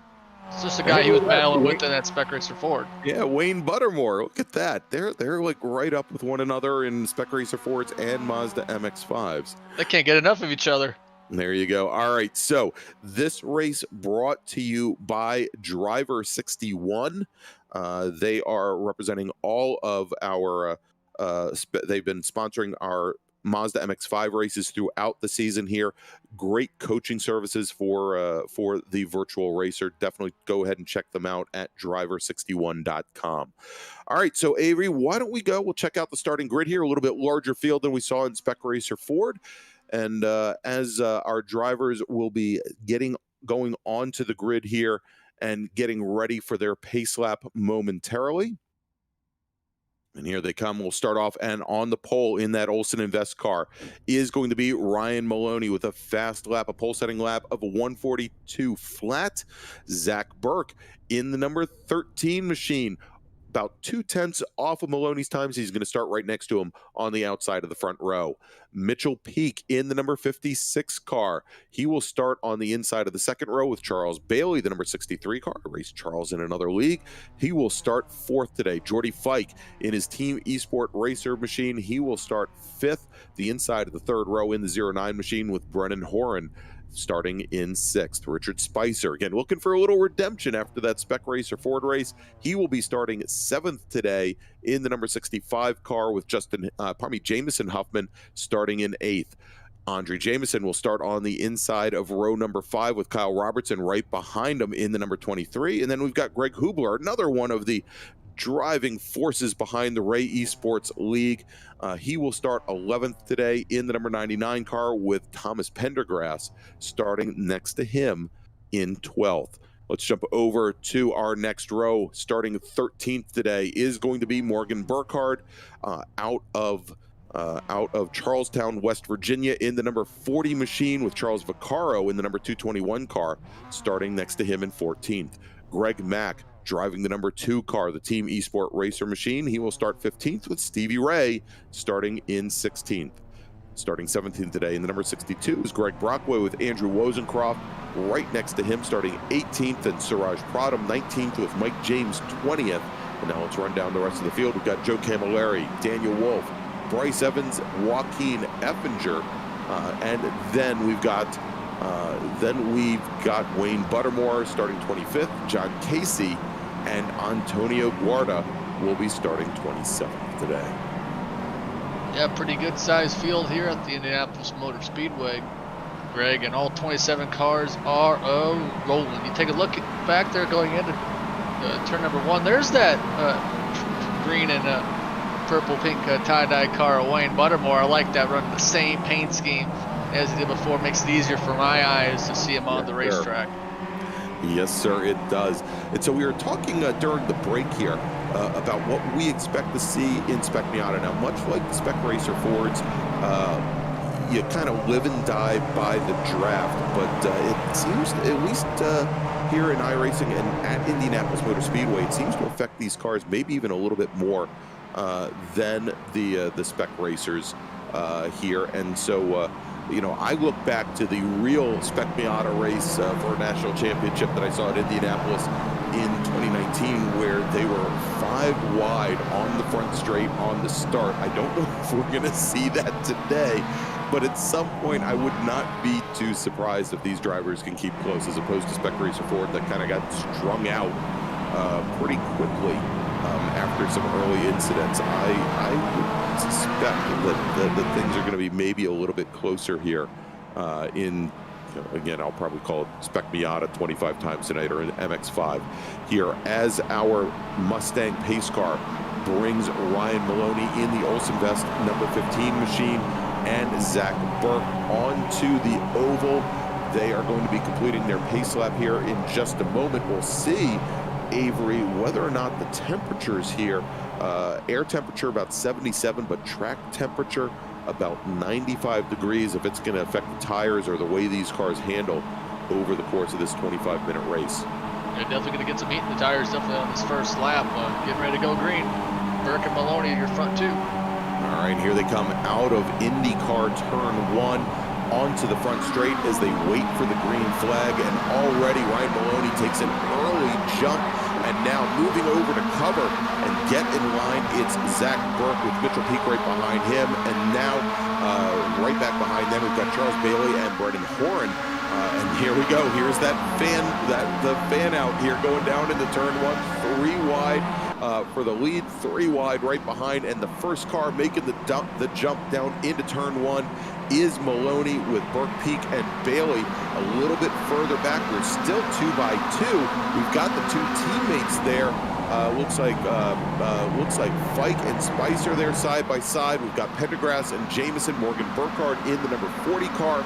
He is sitting back in 11th. He's already made up 2 positions. And let's take a look at Stevie Ray. He's already made up a position going down into turn 1 as they now funnel on through into that little horseshoe at turn 6. And they will now make their way onto the Ullman Straight. As who's that goes around? I think that was the 311 car that went around. Let's take a look. No, that was Daniel Wolf in the number 3. He spins off. We've lost a few more cars. It looks like Buttermore's car goes around as well. Let's take a look at the replay here as they come now into turn 6. Let's see what precipitated this. And there you go. We're following the number 3 car. We had another car go off, the 43. It looks like the 75 car of Siraj Pradham is involved. Bryce Evans in the 311 is involved. Daniel Wolf is involved. Those cars have now all taken to the pit lane to get their fast repairs and hopefully rejoin, but they're going to rejoin now probably a full lap down as our 2 leaders, Ryan Maloney and Zach Burke, followed very closely by Mitchell Peak, come on the front straight to complete lap number 1, Avery. Yeah, there's about a second gap between 3rd and 4th, so that's a pretty good gap, Greg, but we'll see if it's going to be able to maintain. They're starting to see a couple cars starting to fan out there, but look at that run by the 56 and Peak going to take over that lead. It's nice. Yeah, he showed the nose early, and both Maloney and Burke let him on through. Now, again, we watched him try to make that move on somebody in qualifying, and he lost the rear end and spun right out, but he had the car under control there very nicely as they went into turn 1. Here, as we've got the top 3 cars, Peak, Maloney, Burke, then we've got Charles Bailey, Brennan Horn, and Jordy Fight. And now in the number 25 car here, moving underneath Morgan Burkhardt, that's Andre Jameson. He'll take over 10th for a moment there, but now side by side coming onto the Ullman straight. Burkhardt for a moment now loses a position to Kyle Robertson in the number 23 car. So lots of moving around there as they get back in line and go into turn 8 at the end of the Ullman straight. Yeah, just kind of single file for a little bit, but this is the time to get your car figured out when you're going to be able to make a move and how you're going to be able to make a move. And take a look at Jordy Fike there in that 09. Sitting up in that 6th spot, fell 1 spot, but still a really good opportunity for him. And you got Pendergrass, who's up 4 positions. He's just a couple spots behind him. Although I think I just saw Jordy kind of blink out there for a second. Now look at this up at the top of the field here as we've got Zach Burke in the number 13 car. He moves to the inside and he's jockeying for position. He's going to try and come all the way down, and he seems a little bit far back to try and dive down into turn 1 to get around Maloney, but he has no problem going side by side with his teammate Mitchell Peak in the 56 car, and Brennan Horn as our leaders at the front of the field goes side by side. Brennan Horn in the they're going out, and look at that, the 56 car of Peak contact. He goes around, he is going to drop through the field. He's in the gravel trap as the rest of the field goes by. So let's take a look at the replay now as they came into turn 1 and 2. He gets on the curbing. He's got the 13 car right underneath him. Does he get tapped or does he just go around? Here, under braking. Oh, and he gets tapped by, was that the 53 that got him? Or that was actually the 63 of Charles Bailey that got into his rear. So unfortunately now, it looks like Peak has taken to the pit lane to get his fast repair, and what looked to be a strong start for Mitchell Peak has turned to dust here. As our new leader, Ryan Maloney, with Peak's teammate Zach Burke, lead Brennan Horan now in the 45 car. He is running in 3rd. He's made up 3 positions, and we'll drop a little bit further back. We're watching the number 2 of Greg Mack now, and Mack trying to make up some ground here on the 80 of Rosencroft, and he's got Charles Vaccaro, who had those problems in his Spec Racer Ford in the last race. Vaccaro, currently running in 13th, has made up 1 position from the start of this race. Yep, Vaccaro up 1 spot, but Guardo's up 10 spots. He was back in 17th place, so really big mover for him. But the battle, it's great. It's just good. Guardo started at the tail end of the field we'll call him tail end Charlie, and you mentioned it. He's made up now 10 positions here as we're watching now. And there's Mr. Garda in the 17 car. He's got right now, probably in the 43 car, pardon me. And he's got Greg Brockway in the 062 right behind him. Let's go back into a little bit further up in the field here as we're watching the 45 car.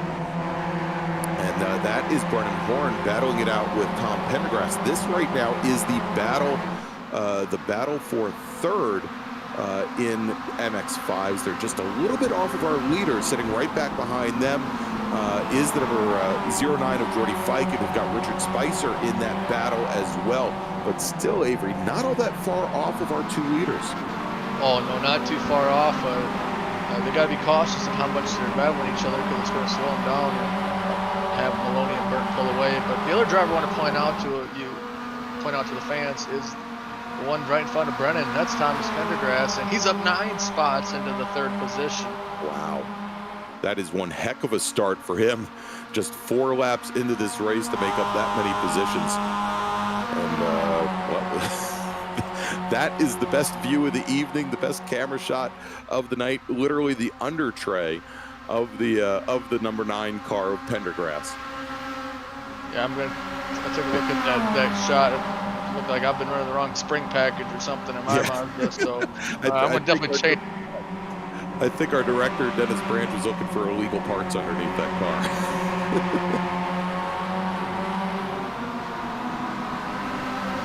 Blink there. But we're back going. This battle for 3rd is really heating up, with Jordy Fike making the move up to 3rd. And on a good show. Yeah, there you go. As they come around turn 6, come around that hairpin, have to then get set up, get over driver's right, and you can see here as the 45 of Horn takes the entry from the inside there, just a little bit driver's right, and barely comes underneath that DRS sign. Remember, if you go wide of that DRS, you end up getting a slowdown penalty. But he gets the car back under control here, and now you see our 2 leaders, Ryan Maloney, the Olsen vest, number 15, Zach Burke, the number 13. They've got about an 8-car length lead over that, 6-car battle for 3rd right now.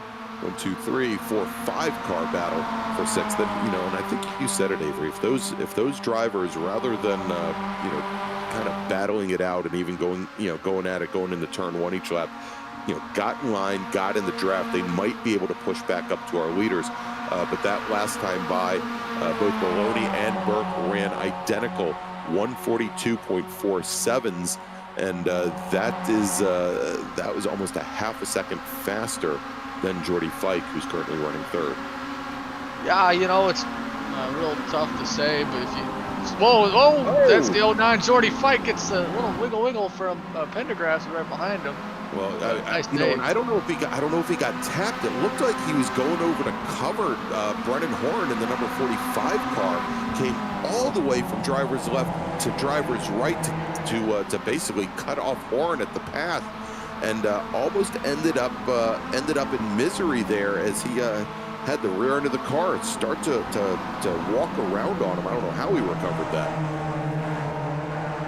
Yeah, I just kind of close your eyes and hope something able to straighten back up. That's the moment I'd probably take my hands off the wheel and jump the car. But obviously Jordy was able to steer his way through that. So real impressive job by him to maintain the final spot on the podium as we are on lap number 6.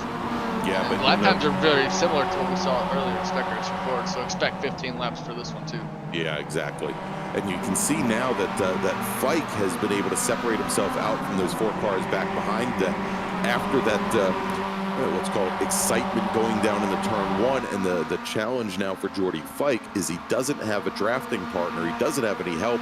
He's driving there all by himself, and it's going to be very difficult for him to make his way back up to our leaders that do not seem to be coming off the pace. That last time by, they were both Maloney and Burke about 1500ths off of their previous lap time, but still carrying much better pace than the drivers behind.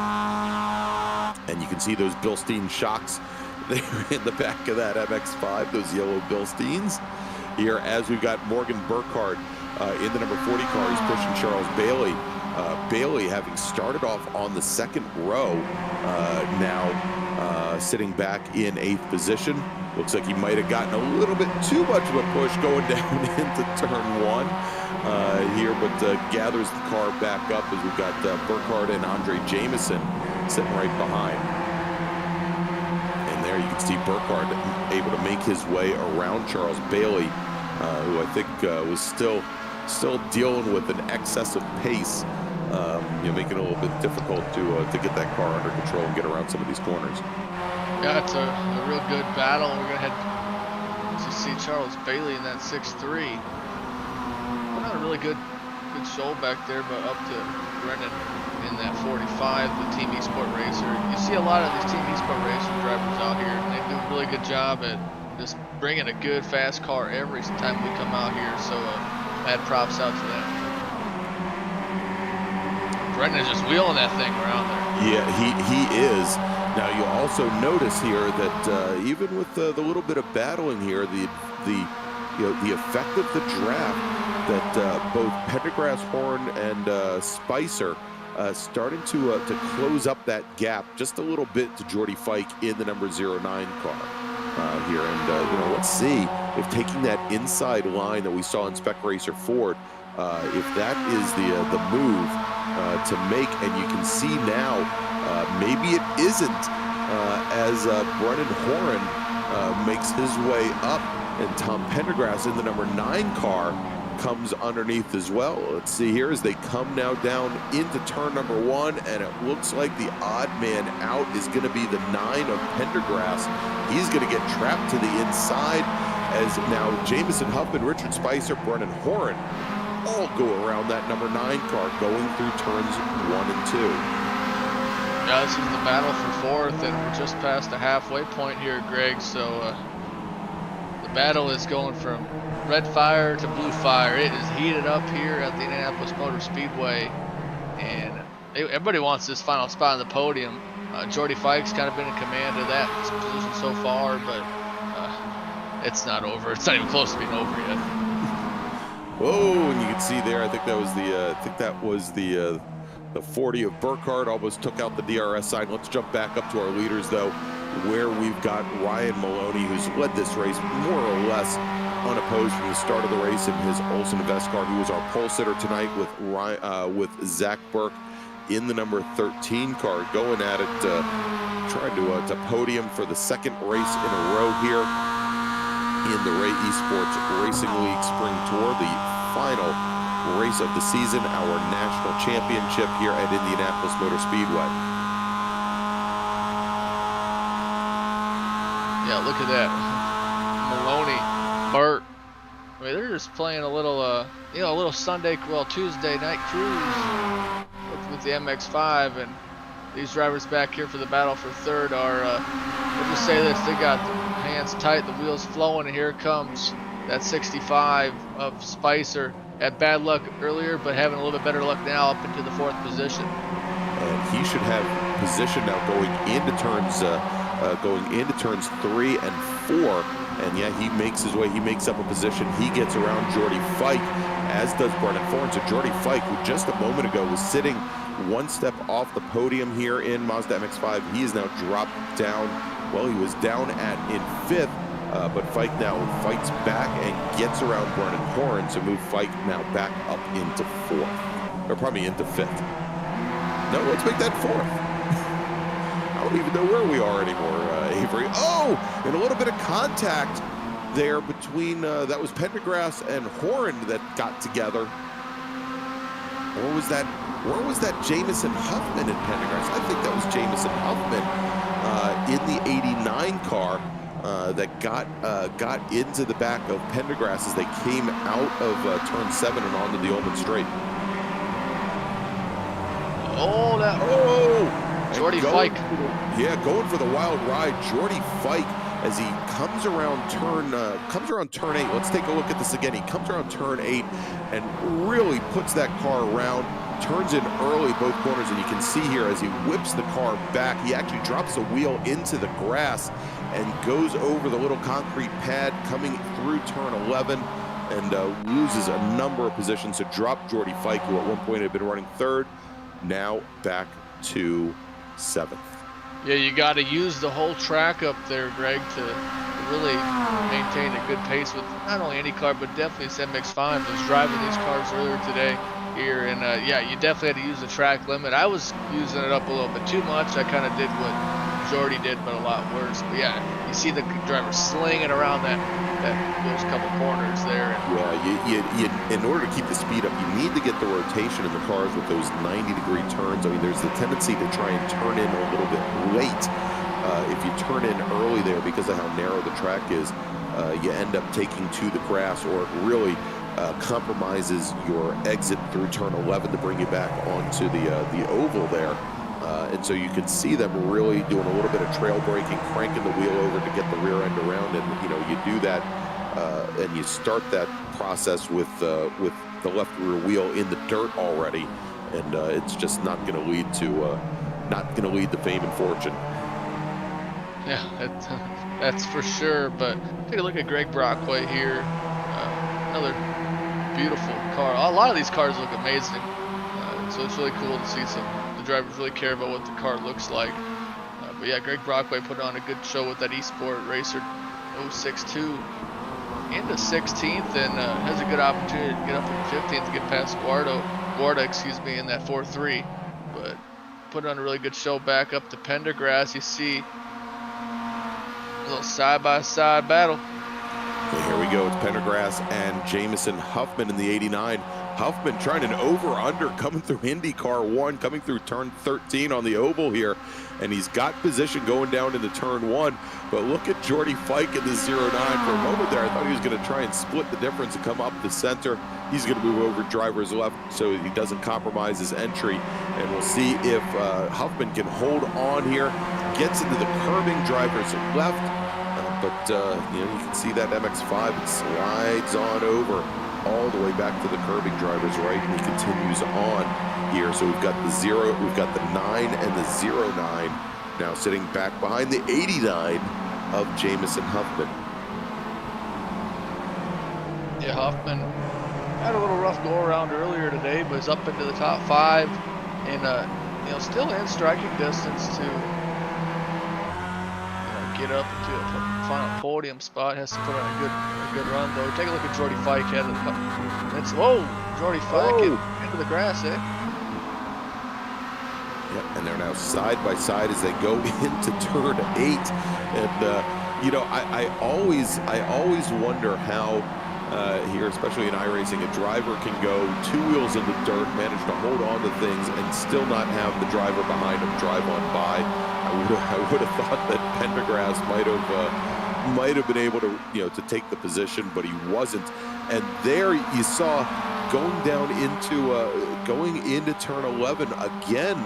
Jordy Fike dropping the wheel, his left rear wheel into the dirt, did not seem to have the maleffects that it did the lap before. Again, that pack now starting to fall back off of our leaders as we jump back to the lead with Ryan Maloney, the number 15, the 13 of Zach Burke sitting right behind him. Oh, actually, I'm sorry, we're a little bit further back. That is the 65 of Spicer, currently running third with Brennan Horn in the 45. That is the battle for second. Or probably that's the battle for third. I'm sorry.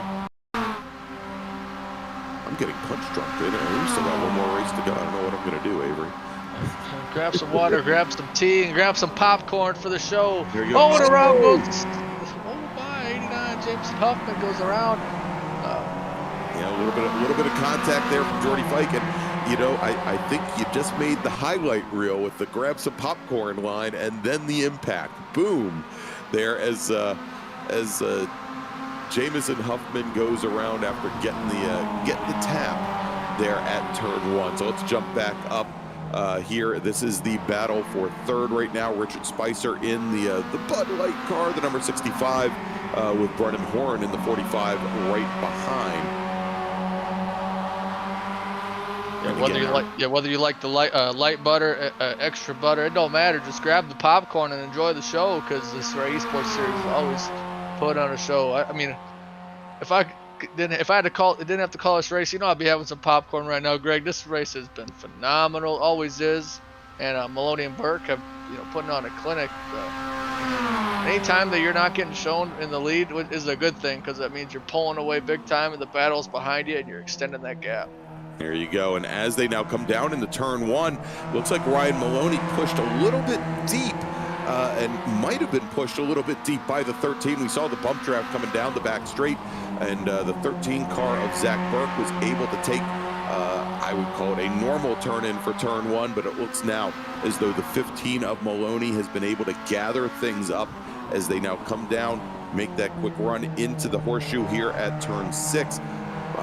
Burke hanging all the way to the inside to the curb, and then the quick switch back over at turn 7 onto the Ullman Straight there, and then they make the race, make the way down. We are now under 4 minutes to go in this 25-minute long race. Just now about 23 minutes, so that means when these drivers cross the start-finish line, we're going to be right at about, probably right at about 3 minutes to go, which will give us 2 more laps. So again, I think you hit it right on the head there, Avery. You said 15 laps, and that looks as though that's what it's going to be here, as Ryan Maloney leads Zach Burke now back onto the oval here. And now will we see the push one more time, or are we going to see Zach Burke with 2 laps to go try to sneak underneath, or is he going to hold on and wait till the very last lap, much like we saw the last lap move in Spec Racer Ford? He goes, he points to the inside just a little bit, trying to drag Maloney down inside just a little bit. And I think if Burke had gotten Maloney to bite, he might have stepped back to the outside to go for it, but not the case now as we jump back to the battle for third. And look at this, Brennan Horan has gotten around Richard Spicer, the 45 car, your new third place runner. The Bud Light car of Spicer dropped him back 1 step off the podium as these cars now cross the stripe to start lap 14. And again, I believe we are 1 lap away from that white flag, as we have the 2 teammates, Huffman and Burkhardt, now side by side as they now come down into turn 1 with, is that the 23 car that they are with? No, that is, yeah, that's a 23. Oh, and look at that, Huffman getting off driver's left here as the 23 of Robertson manages to get past the 2 teammates. Great little battle there as we jump back to the battle for third now with Brennan Horn and Richard Spicer. Yeah, Brennan and Spicer. I tell you what, man, these guys have just had a couple of off tracks, but still have someone to battle with, which is great. Take a look at. So look at Spicer, goes a little bit wider there. He has to get a good corner entrance here. And yeah, great job by Brennan so far in P3. But if Richard Spicer's got anything to say about it, he's gonna have a good attempt here. White flag won't be. Yeah, let's jump back to the lead now here with our 2 leaders as they cross the stripe to start the very final lap here in Mazda MX-5. Once again, Zach Burke trying to drag Maloney down to the inside. Maloney is not gonna bite at that, and they go now under braking into turn number 1. Once again, I wouldn't call it inch perfect, but pretty darn close as they clip right over the top of the last part of the curbing there at turn 1. And as they now make their way through turns 3, 4, and 5, the 3 right-hand turns that will set them up for the left-hand horseshoe turn 6. Here they come. It is still Ryan Maloney, Zach Burke, taking a slightly different line as Maloney runs wide. And I don't know if it's just understeer there or he's just trying to turn in a little bit later, get that car all the way driver's left so he can set up for the run onto turn 7. And he carries a decent amount of speed there onto the Ullman Straight, but still right in his mirrors is the number 13 of Zach Burke running second, under braking into turn 8, Avery. Yeah, Zach Burke right on Maloney's tail. Burke's in probably the best spot right now. He's going to be able to get a good run going through IndyCar turn 1. Slinging the car around, trying to get up to Maloney. There you go, and you can see there is Zach Burke clipping apexes all the way through that chicane, taking the grass with the left front wheel, then the right front wheel, and now as they come out of turn 11, onto the IndyCar oval here. They're going to make their way around what is IndyCar 1, turn 13 on the road circuit. Does Zach Burke have what it takes? He moves wide. He's going to try and draft past Ryan Maloney. Is he going to be able to take him as they go to the line? They're coming down to the start, finish to the bricks, and taking the win. Zach Burke, the number 13 machine, on the very last lap, on the very last corner, and now contact between our third and fourth place runners. Finishing in third, it's going to be Richard Spicer. He gets back around Brendan Horn on the last lap, and look at this, four cars wide. Jordy Fike, he's going to finish fifth. Tom Pendergrass will finish sixth. Kyle Robertson, then Jamison Huffman, and then we have Charles Bailey crossing the stripe. Andre Jamison, Morgan Burkhardt falls back to 11th. Then Charles Vaccaro, Greg Mack, 13th. Andrew Wozencroft, 14th, and then Stevie Ray makes up one position. He's going to finish 15th, but I think the hard charger right back behind that battle is Antonio Garda. He makes up 11 positions. He's going to finish in 16th. You know, we were talking about close finishes in the break, but yeah, Brennan and Richard Spicer. Brennan just barely itched by him there, and same with Zach Burke to get the win. You know, this track, we've had two fantastic finishes, Greg, and we're not even finished yet. There you go, and Zach Burke taking a very exuberant cool down lap here. Again, although this wraps things up for our Mazda MX-5 race, please stick around with us here on Apex Racing TV. We have one more race tonight. It's going to be the Pro Formula Mazdas, presented by RaceVoice. So certainly don't go anywhere as we watch here our winner, Zach Burke, make his way around. We'll hopefully get him into the interview booth here in just a few moments, and hopefully get Ryan Maloney as well. Again, Zach Burke completing I guess running the table here. He won 4 out of the 6 races during the regular season. He took the regular season championship, and as he crosses the line, beats Ryan Maloney to the line on the very last lap. He takes the championship as well. So there you go, doing some pretty darn good donuts in that Mazda MX-5 right at the bricks here on the front straight, and he is not done yet, Avery. Yeah, he's got the glazed donut just spinning. What a drive by, you know, not just Zach, but this whole crew here at this. Oh no! Don't hit him! Don't hit him! Oh no! That's going in the museum. Don't hit him. That's right. That car has to be preserved. All right, let's see if we can get a hold of Ryan Maloney. Yeah, look, nobody's here at the moment. Well, I'm sure Zach will jump in. He's is accustomed to getting in this interview area. He gets talked to a lot after the race. I mean, he's heard our voice already. I don't know if he wants to hear.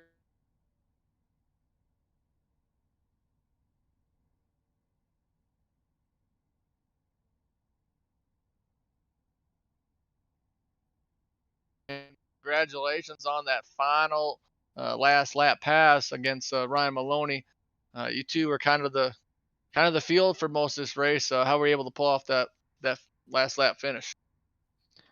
Well, I think we both knew going into it that whoever was in second coming out onto the last straight there was going to take it. So there was a little bit of chicken being played there the last few laps, but yeah, it was just whoever was behind and got the draft was going to easily be able to pull away. So that was just the spot we were both fighting for, as funny as that sounds. And yeah.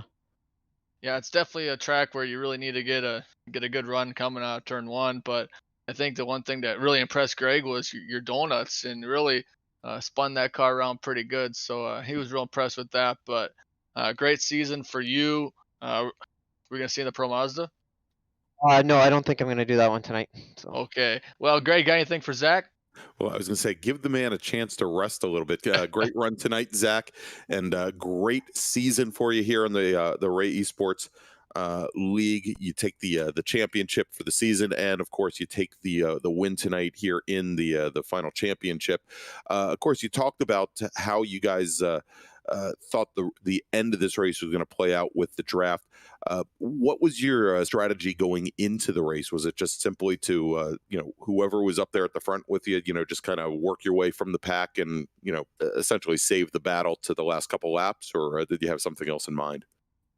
Yeah, absolutely. I was just trying to keep as few cars as possible up front there. So I was trying to push Ryan, and so we could get ahead. And at least then, worst case scenario is you finish second. So less cars, the better up front there.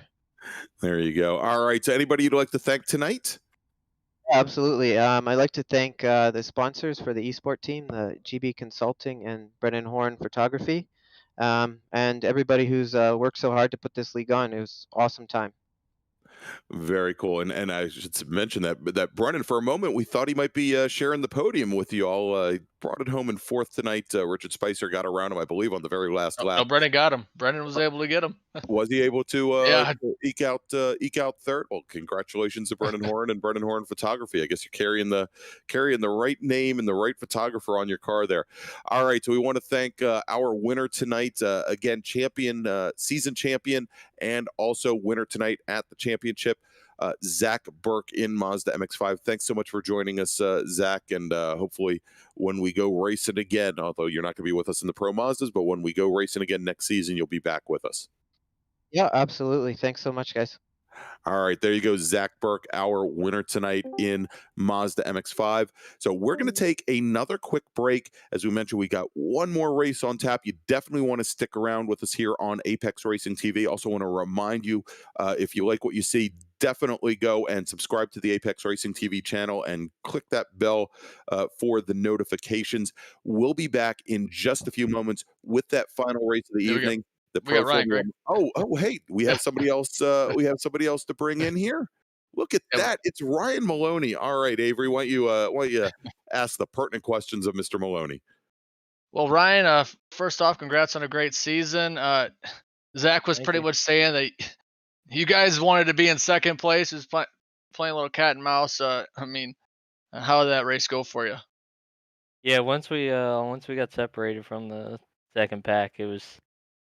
Everybody knew at the end of the race you gotta be in second because that big long straightaway. But trying to bait him like with 2 to go, 1 to go, and wasn't taking the bait. I even ran like half throttle down the front straight, and he just continued to push. So, yep, tried to get him by me, but just didn't work out.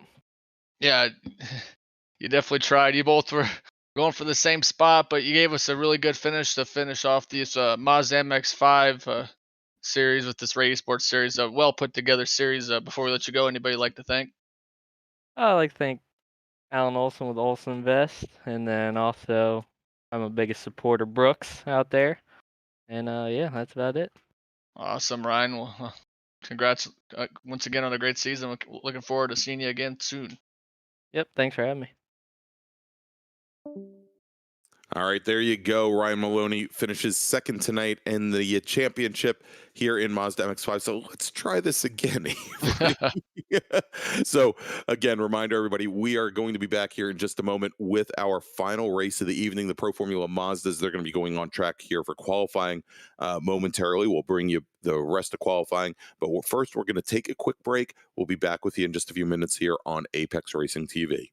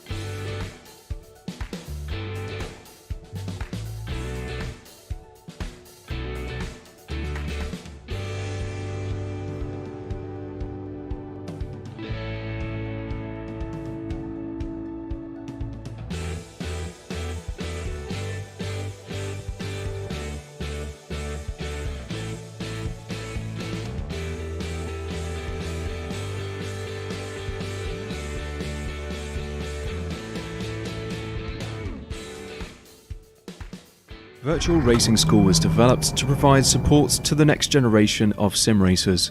No matter if you're a rookie or veteran or what car or track you'll be racing, our goal is to provide training every step of the way.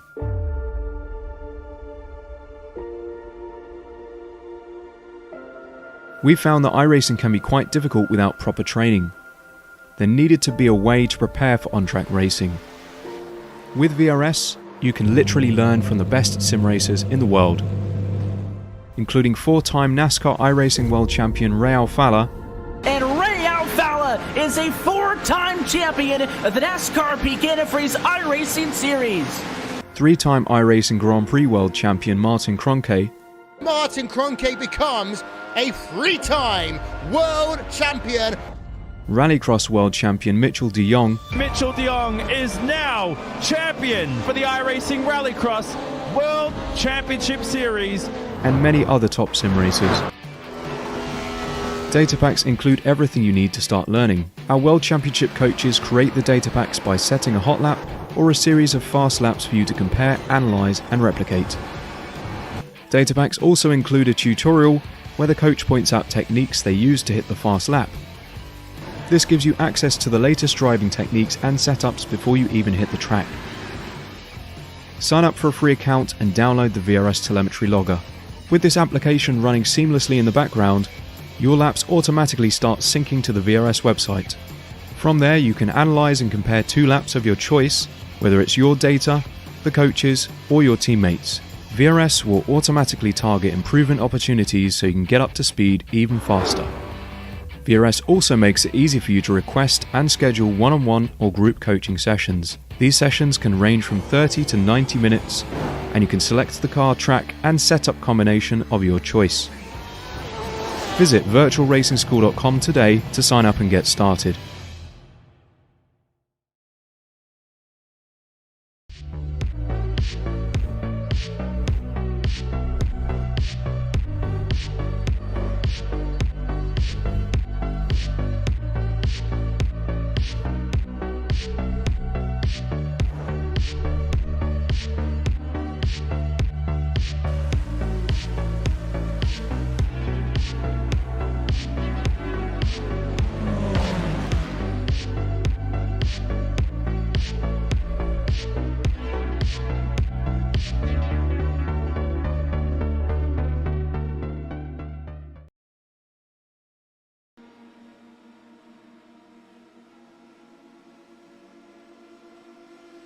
And we're back here at Indianapolis Motor Speedway. We're at the Brickyard for the Ray Esports Racing League's championships. And next up is our final race of the evening. It's going to be the Pro Formula Mazdas, and they are now out on track for their qualifying session. And they're actually we've got just about 3.5 minutes left to go in qualifying here. With Miles Crabb, your provisional pole sitter, Tyler Campbell currently running second, and Jamison Huffman. We've been watching him a lot tonight in the number 89 machine. He is currently your 3rd fastest driver, and we've got Formula V driver Andrew Abbott in the number 25 machine, currently 4th fastest. There is Andrew as he makes his way down the strip, and I think he's got Justin Huffman, who is father of Jamison, currently 5th fastest, and he's running in the 223 machine. All right, so real quick here, let's go and recap the final week of the regular season for Pro Mazda. They did run last week at Laguna Seca. Miles Crabb, our provisional pole sitter, took the win. Jamison Huffman in the number 89 car finished second. Dan Satilli finished third. You'll notice Dan Satilli not listed on that timing pylon. He is not here tonight. Tyler Campbell was, he finished just off the podium in 4th, and Andrew Abbott finished in 5th. All right, so let's go, and you'll notice there is we've got the 2 cars in line. We've got the 25 car, and then right behind the 25 in line, it looks like, is that the number 26 car right behind them? Looks like it is.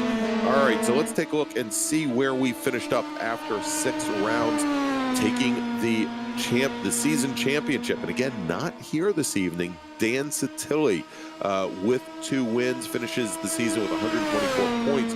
Finishing second, Evan Rackison, and I'm a little surprised here, no Evan tonight either. Evan won 2 of the 6 rounds. Dylan Christie, a USF 2000 driver, also not here this evening. He finishes in 3rd. Zach Burke, and we just talked to Zach, and Zach taking this race off. He finished in 4th in the championship. Miles Crabb finished 5th in the championship. So let's jump back here over to qualifying, where Miles Crabb, who finished 5th in the championship, is your provisional pole sitter in the number 31 machine, and he's been jumping in and out of cars all night long, Avery. Oh yeah, he's got a big fan group supporting him here. I know they're tuning in for this one for sure. So big shout out to everybody watching, not only everyone on this track, but man, Miles Crabb always has some good commenters in the section, so we appreciate you tuning in too. But yeah, he's out front. Campbell, Abbott, Jameson, Huffman. He's a little bit faster than old Pops Justin Huffman, who's in 5th, so we'll see if he can hang on to that with just under a minute to go in qualifying. There you go. I want to thank the great folks here at Indianapolis Motor Speedway and the captain there. Interesting thing is I was doing a little bit of research on Indy. And again, I'm going to be at Indianapolis a little bit later in the year to call some races for the Sports Car Club of America for their national championship runoffs. Did you know that between 1919 and 1993, talk about a special use facility, between 1919 and 1993, the only racing event to take place at Indianapolis was the 500. It was the only sanctioned race. Otherwise, it was, pretty much a quiet place through the majority of the year, with a couple small exceptions. There is, for those of you that may not know, there is actually a golf course, an 18-hole golf course on the grounds of Indianapolis Motor Speedway, just as we watch these drivers come down the Ullman Straight, just off to your left on the back side there, just outside of the oval, behind the run from Indy 2 to Indy 3. And the PGA actually held an event there from 1960 to 1968 every single year, but again, they weren't using the track surface for that. So there you go, the only sanctioned racing event up to 1994, or probably up to 1993, was the Indy 500. And of course, the big change came in '94, where we had the Brickyard 400 start up, and that's run every year since. All right, so we've got the checkered flag in the air here. Last flying laps will count. We're watching Brandon Abbott now in the number 26 car, brother of Andrew Abbott, and he comes across. He will finish in 7th, and that should round things out for qualifying in this 14-car field. So why don't we go here, and we should have the drivers start to grid up here in a moment. Of course, our starter there still throwing the checkered flag, not realizing that there are actually no cars on track. But if he needs the exercise, let him go at it.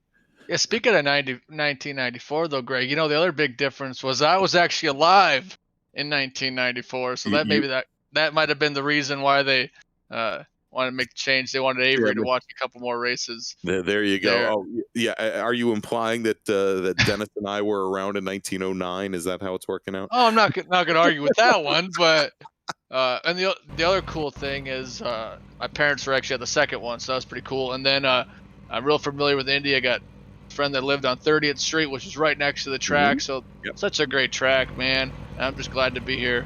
But we got some Pro Mazdas coming up. There we go, and look at that. We didn't think the Mustang could pace these Pro Mazdas, so we broke out the Porsche 911. Let's take a look at the starting grid here, where Miles Crabb in the number 31 Mad Sim Racing Machine takes the pole with a lap time of a 1:23.916. Tyler Campbell in the Draught Racing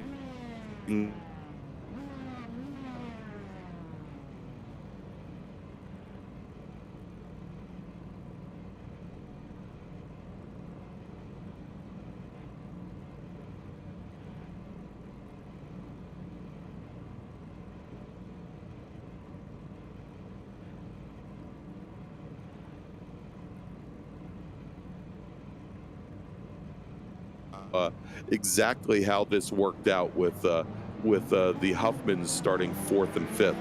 Starting in 6th, Morgan Burkhardt in the number 40 car, again out of Charlestown, West Virginia. Then we've got Brandon Abbott and Stevie Ray starting, making up row number 4. Andrew Wozencroft and Joaquin Effinger. Wayne Buttermore and Daniel Wolf make up row 6. And then our final row, row 7, will be John Casey and Russ Lundberg. And I don't believe we are going to see Caleb Patry make a return here tonight. So it is 14 cars pacing this track right now, and we will hopefully see them back here in just a moment, Avery. Yep, they're just getting to go pace lap around here, trying to figure out where the turns are again. This is their last time to take this beautiful racetrack so slow. Enjoy the sights, enjoy the sounds of the greatest racetrack, in my opinion, the Indianapolis Motor Speedway. And without having that Ford FR500 to keep them around, it'll be all right. There you go. All right, so these drivers, as we saw, were running lap times a little bit faster than the Mazda Miata, so we would expect that it's going to be a little bit more than 15 laps, probably along the lines of what, about 17 or 18 laps based on the lap times that we saw here. But we'll definitely keep track on things as our pole sitter, Miles Crabb, Tyler Campbell starting right beside him. They make their way through the chicane here and onto the oval. There we go. Now they're coming onto the oval, and we will have the green flag here momentarily for this 25-minute timed race for the championship here at Indianapolis Motor Speedway.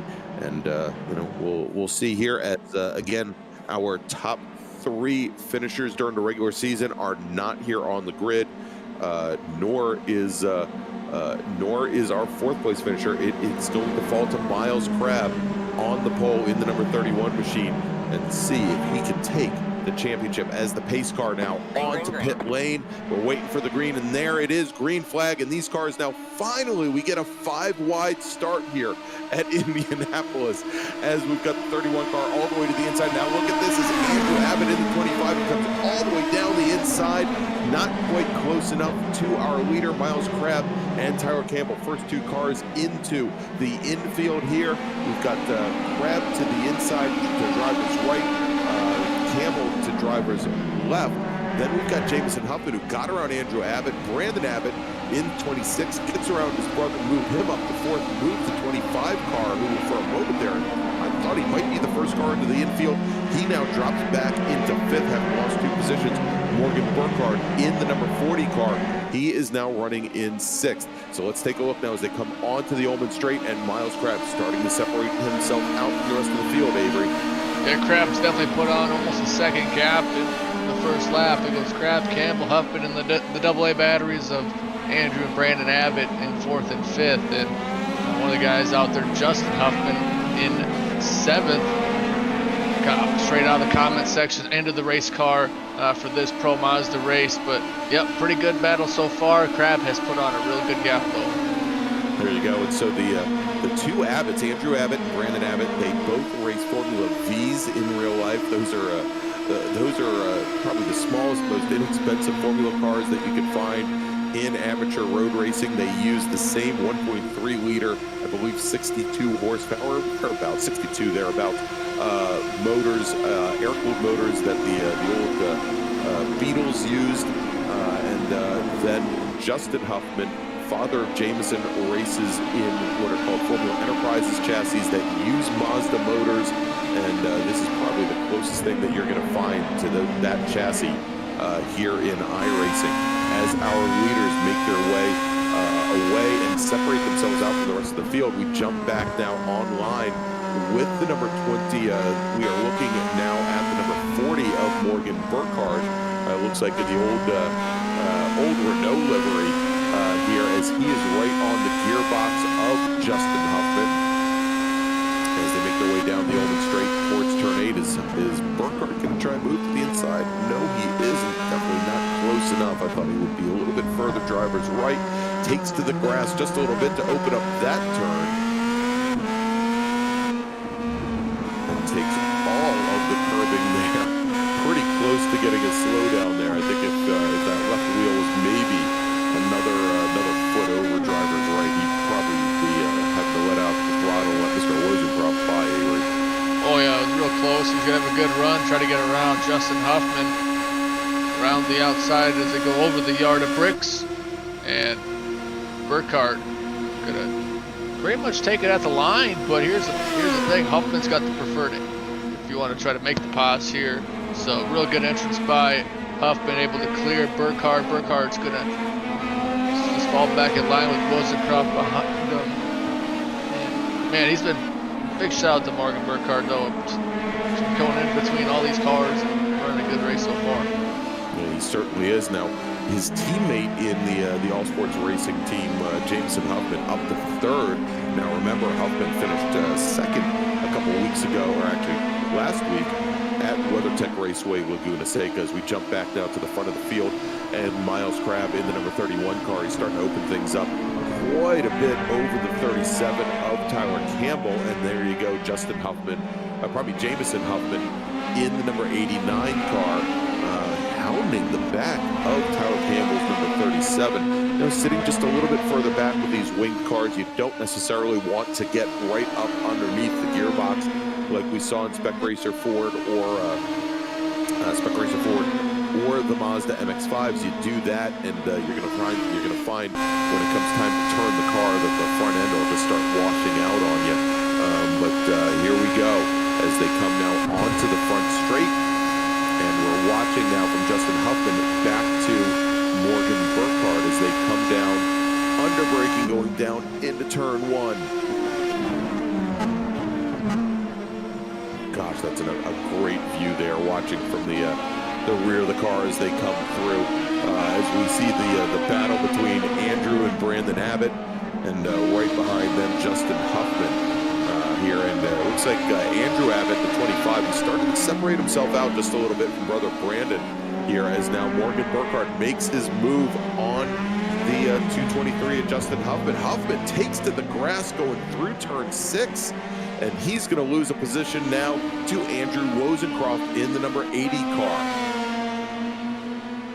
Yeah, a little bit of a mistake by Huffman, but this battle right now for second between Campbell and Justin's son, Jameson Huffman, is starting to shrink up just a little bit. Huffman was about 2/10 quicker the last time around here, so we'll see if he's going to be able to shrink that gap. We got just under 20 minutes to go. And so plenty of time for Huffman to catch up to Campbell for the second spot on the podium. Crabb has checked out. Yeah. 124.33, his fastest lap of the session so far. 6/10 quicker than Campbell and Huffman. It's still a long way to go in the race here, so you can't, as they say, can't count your chickens before they're hatched. But at least to this point, he seems to be free and clear. He stepped away from the rest of the field almost from the drop of the green flag. Actually, once they got out of the infield on the very first lap, he started to really separate himself out and show his mettle against some of these other drivers. As we now watch the battle, we've got forming behind Morgan Burkhardt, who's currently sitting in 5th. Back behind him, we've got Brandon Abbott in the number 26 car. And then Andrew Wozencroft, and then Justin Huffman. So the big move there is that Morgan Burkhardt had made his way around Brandon Abbott to move him up into 5th, drop Abbott back into 6th, and then right behind him we've got Andrew Wozencroft, and Wozencroft has already made up 2 positions this race. He's looking very racy. This is some of the strongest I've seen him run early on in a number of weeks. He had a lot of issues at WeatherTech Raceway just a few weeks ago, and you can see kind of working there in the background Stevie Ray in that chrome number 11. Yeah, Stevie Ray, one of the drivers pulling triple duty, running a good job up into the 9th spot. But yeah, take a look at that onboard Andrew Wozencroft. Just a lot of speed here, the fastest of the 3 cars that we have weekly, and look to the outside of Abbott. There's not quite enough of a run, you have to wait another lap. All right. Whoa, and there we go. Looks like Morgan Burkhardt may be having some connectivity issues out in the hinterlands of West Virginia there. Actually, it's only about an hour and a half outside of Washington, D.C. But looks like he's definitely got some connectivity issues. You saw that that Wozencroft was running. And contact as Wozencroft gets into. Was that Huffman in the 223? No, that was Andrew Abbott. I think that he got into. Let's take a look here again as they make their way through and get the brake lock up there as they come through turn 4, make the quick little run, and then over towards turn 6, and Wozencroft just comes right on over to that other car. And yeah, that was Brandon Abbott, pardon me, in the 26 car, not Andrew. And there's Brandon on the pit lane trying to get that car repaired. Hopefully we'll see him out in just a few moments. And I was just going to say that Andrew Wozencroft was doing a great job representing the San Francisco region of the Sports Car Club of America. He has the logo right on the front of the car. And just as I was about to say it, bam! Thinking of bam, we got some bam move by John Casey, going by Russ Lundberg there for the 9th position. Good to see Russ out here in this Pro Mazda. Yeah. Doing a fantastic job. Then there's Effinger and Wayne Buttermore, 2 more drivers that did the triple duty.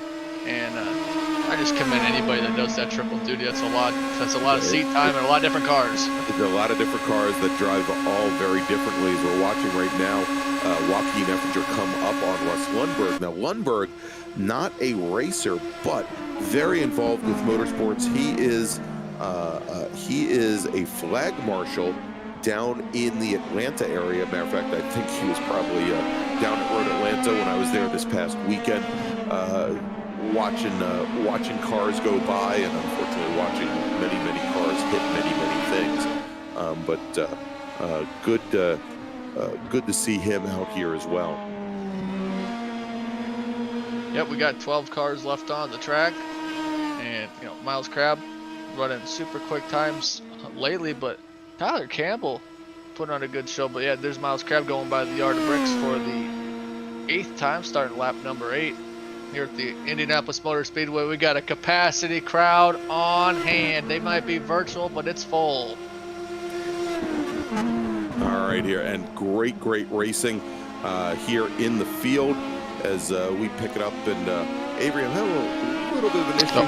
Pick up the call, and I'll be back with you in just a second. Oh, not a problem. Take a look at Jamison Huffman here, putting on a real good show. Has I believe that is Andrew Abbott, part of the 1A of the AA batteries, trying to catch up to them. It's a 5-second gap for Abbott, but Huffman putting on a good run in the tow of Campbell. This is a part of the track where you just got to be very cautious when you're entering the corner. You got to sling that car around. Huffman, one of the drivers, like I said, did triple duty with Tyler Campbell up in front of him in that 3.7. Just kind of buying his way around here. Going to get onto the front straight, go through IndyCar, turn number 1. We'll see if he's going to be able to have a tow to get up to Campbell. It'll be really difficult for him to get the pass. It's about a second gap. Not quite enough tow for him. Crossing the Yard of Bricks. Yep, that is Tyler Campbell putting on a real good show, like I said 1,000 times. But yeah, 125 flat for him, and just a tenth slower, a half a tenth slower is Jamison Huffman. Back to the battle for the 10th position, and around goes the 129 of Russ Lundberg. Able to get around. Looks like he kind of lost the car on his own. Up to Justin Huffman and Andrew Wozencroft for the battle for 6th place. Huffman had a couple incidents earlier, but put on a whale of an effort. Burkhardt right in front of him, off track. One of the drivers doing the triple duty, and he's having a little connection issues. Is Morgan Burkhardt. Here goes Burkhardt, Justin Huffman, Andrew Wozencroft from the 5th position.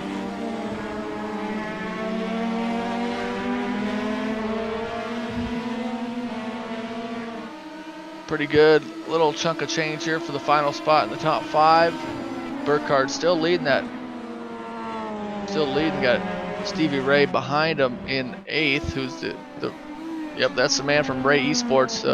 Him and Greg Hubler are the 2 of the guys that do a lot of work to get this together. Fantastic job. We just passed the halfway point, and I know Stevie always likes to thank the drivers and say it's big-time drivers, but it's the people that put this series together who do a fantastic job, and that is Stevie Ray in the 8th position, one of the drivers that did triple duty, with Joaquin Effinger behind him, who also did triple duty.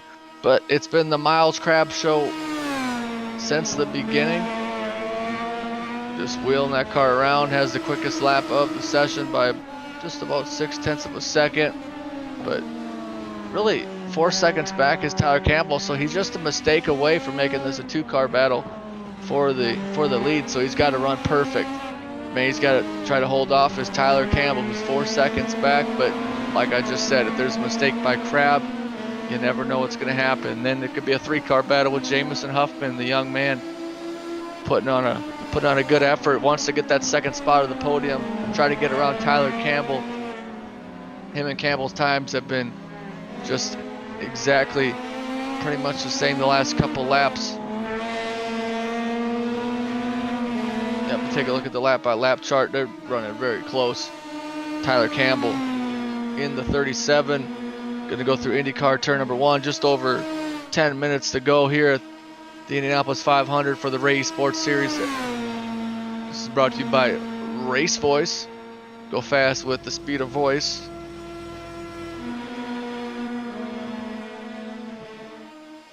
Three-car battle here for 5th. Still Burkhardt in the lead with Justin Huffman and Andrew Rosencroft in 7th. Pretty much put these under a blanket. Burkhardt going to go to the right side, going to try to break the draft like you see in real life. Huffman, Rosencroft trying to run down to Burkhardt to get the final spot in the top 5. 14:45 down.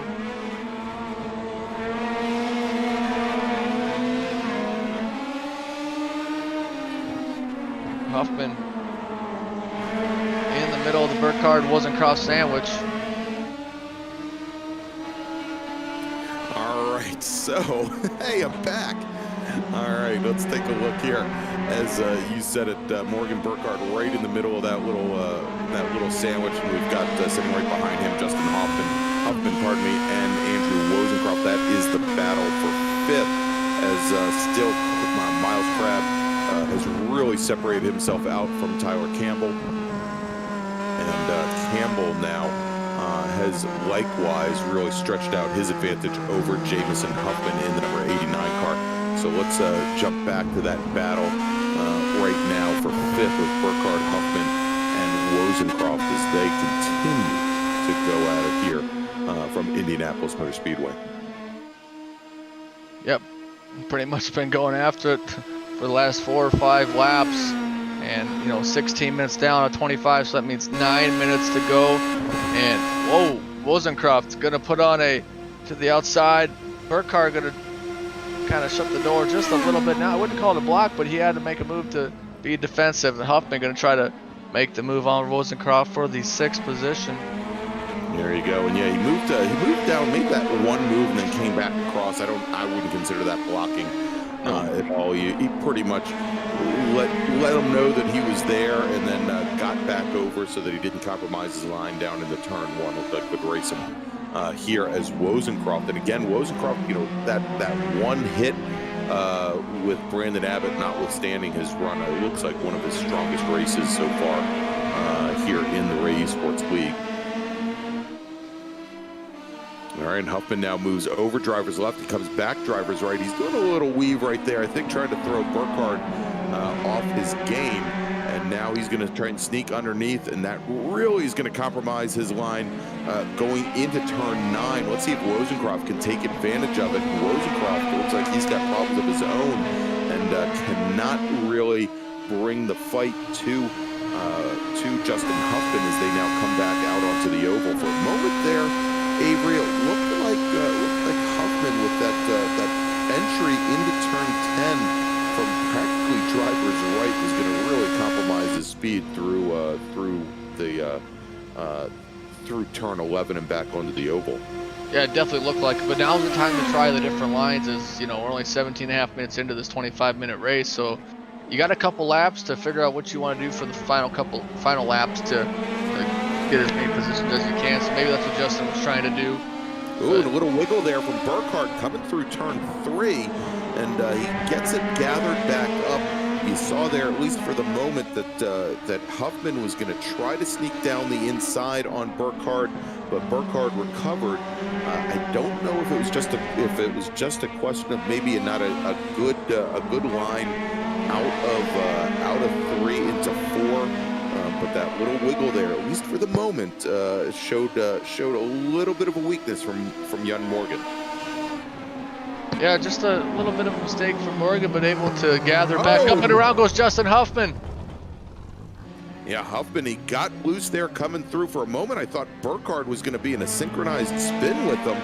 But now as Huffman gets back underway, Steve Ray in the number 11 is making up ground there. He's going to see if he can grab, he senses blood, see if he can now get around Huffman and overtake him for 7th position.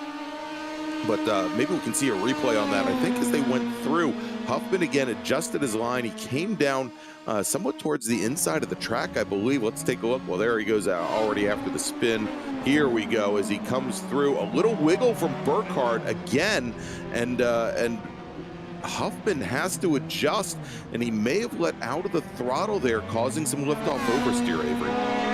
Yeah, definitely just kind of, you know, it happens when you got a car spinning, or not spinning, or just losing control a little bit in front of you. You have to make a correction, and it's very difficult to maintain that, maintain that speed and maintain the car. So just unfortunate for Justin Huffman, but the fortunate thing for him, he's only fallen back to 8th spot, and he's got a 2.5 seconds ahead of him is Stevie Ray, so he's got someone to look forward to try to pass. So he'll keep on chugging along as we're almost 20 minutes down at 25.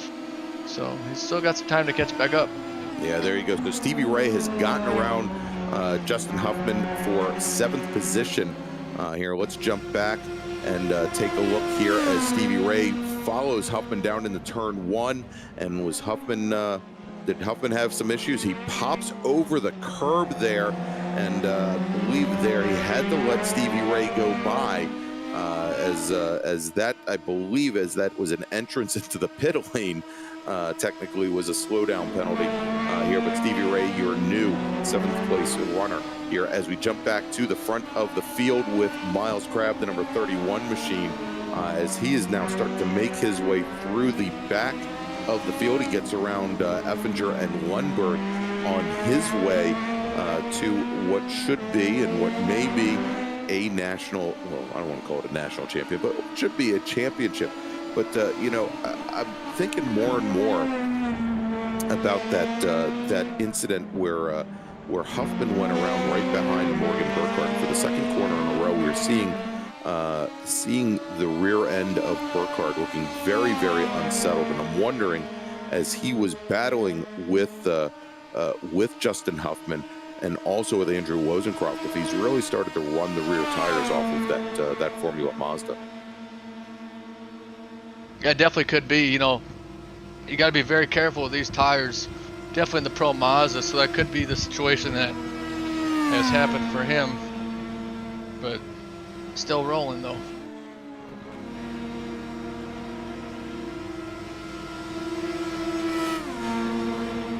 All right, we're on board now, watching the son of Justin Huffman. That's Jamison Huffman. He finished 2nd in the last regular season race last week at WeatherTech Raceway with Laguna Seca. He's currently running in 3rd behind Miles Crabb and Tyler Campbell, running what has been a very uneventful race as he now wants to make his way around.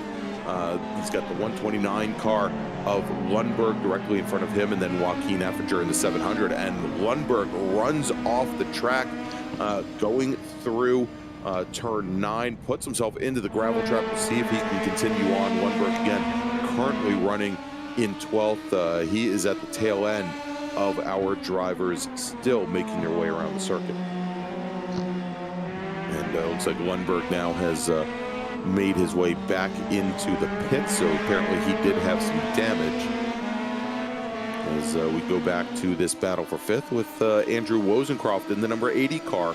Again, had that contact, what now, probably around 10 laps back with Brandon Abbott.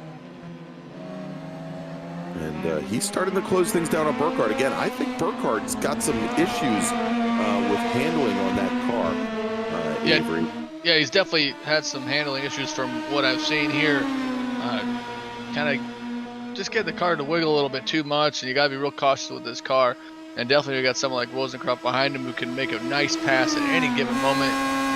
Wozencroft in the 80, divide that number by 2. You got Morgan Burkhardt in the 40 as they go down the front straightaway here at the Indianapolis Motor Speedway. We'll see if Andrew's going to be able to make a move, but it looks like he's going to kind of chill around him as we're 23.5 minutes into this race. Yeah, as Burkhardt getting very defensive going down into turn 1. Wozencroft realizes he's not close enough, moves the car all the way up against the wall, driver's left, to take a traditional entry into turn 1, and more importantly, to save the equipment, as Burkhardt really compromised his entry. And, you know, as he's doing this and has to drive a defensive game more and more, he's just using those tires up a little bit more. I noticed as they came out of turn 11 that last time and onto the oval, Wozencroft definitely had a better run out, but just, you know, wasn't quite close enough in the draft to do anything about it, or he just decided that he wasn't going to do anything about it. I look back to the, and there's Wozencroft, and he goes around coming into turn 8, coming off of the Ullman Straight, and wrong way. There you go, and he gets back underway. And now Stevie Ray thinking maybe he can pick up another position and move up to 6th here, as Andrew Wozencroft put up the good fight with Morgan Burkhardt, just could not keep the car on the track surface.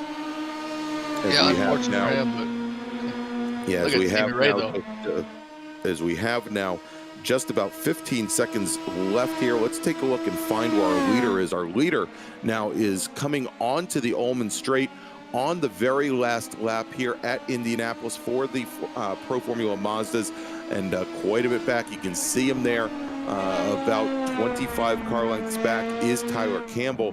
Campbell just has not been able to run the pace of Miles Crabb for pretty much the entirety of this race. They both run very clean races, but Campbell has been consistently about a half to 3/4 of a second off of Miles Crabb's times, as Miles Crabb now onto the oval for the very last time, comes around IndyCar 1 turn 13 here for the road course, and there he goes with the weave. He crosses the yard of brakes to take the win here at Indianapolis.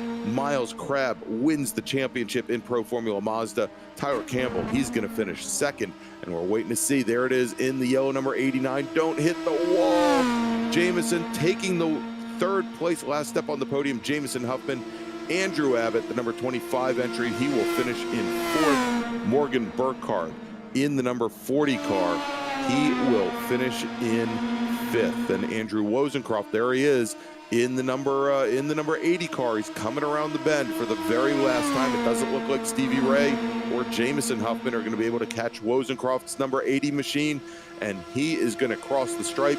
He'll finish in 6th. Stevie Ray just ekes out 7th over Justin Huffman.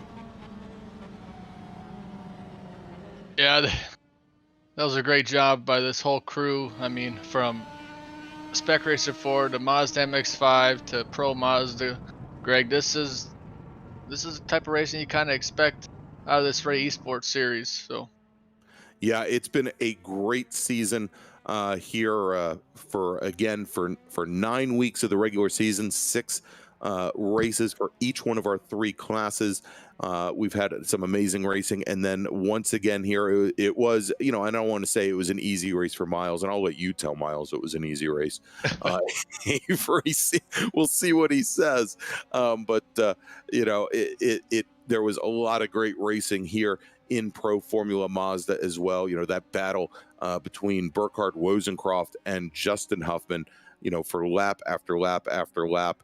to see that go, to see how that went, and just to see how young Morgan was able to hold off those two drivers, even with what was becoming a very ill-handling car. It showed great promise for him, and of course Jameson Huffman at 15 to take home the last step on the podium here in the championship. Great run for him. So let's see here. I believe we've got our winner, Miles Crabb, here in the announce booth. So Avery, take it away.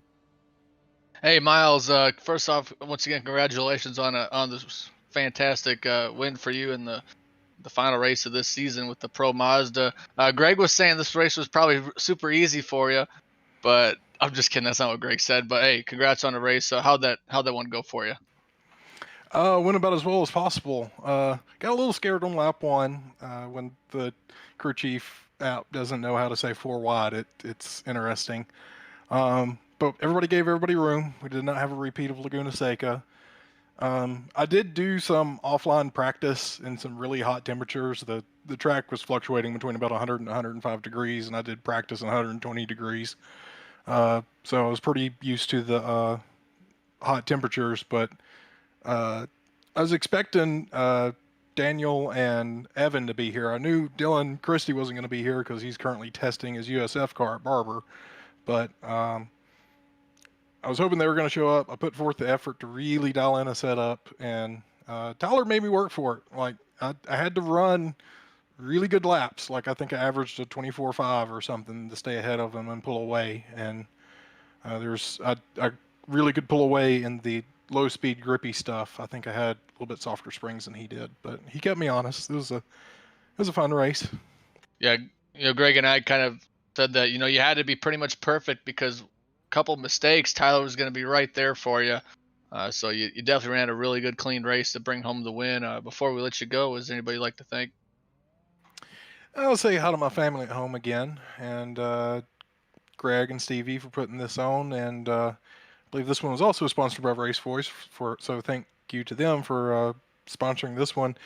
And y'all do a great job announcing this, so thank y'all for the work you do. Oh, when you have races like this, that makes it easy. It was 3 great races, so that's all I got to say about how great this series has been, man. It's been fun covering you. We'll hopefully see you again soon. All right, there is Miles.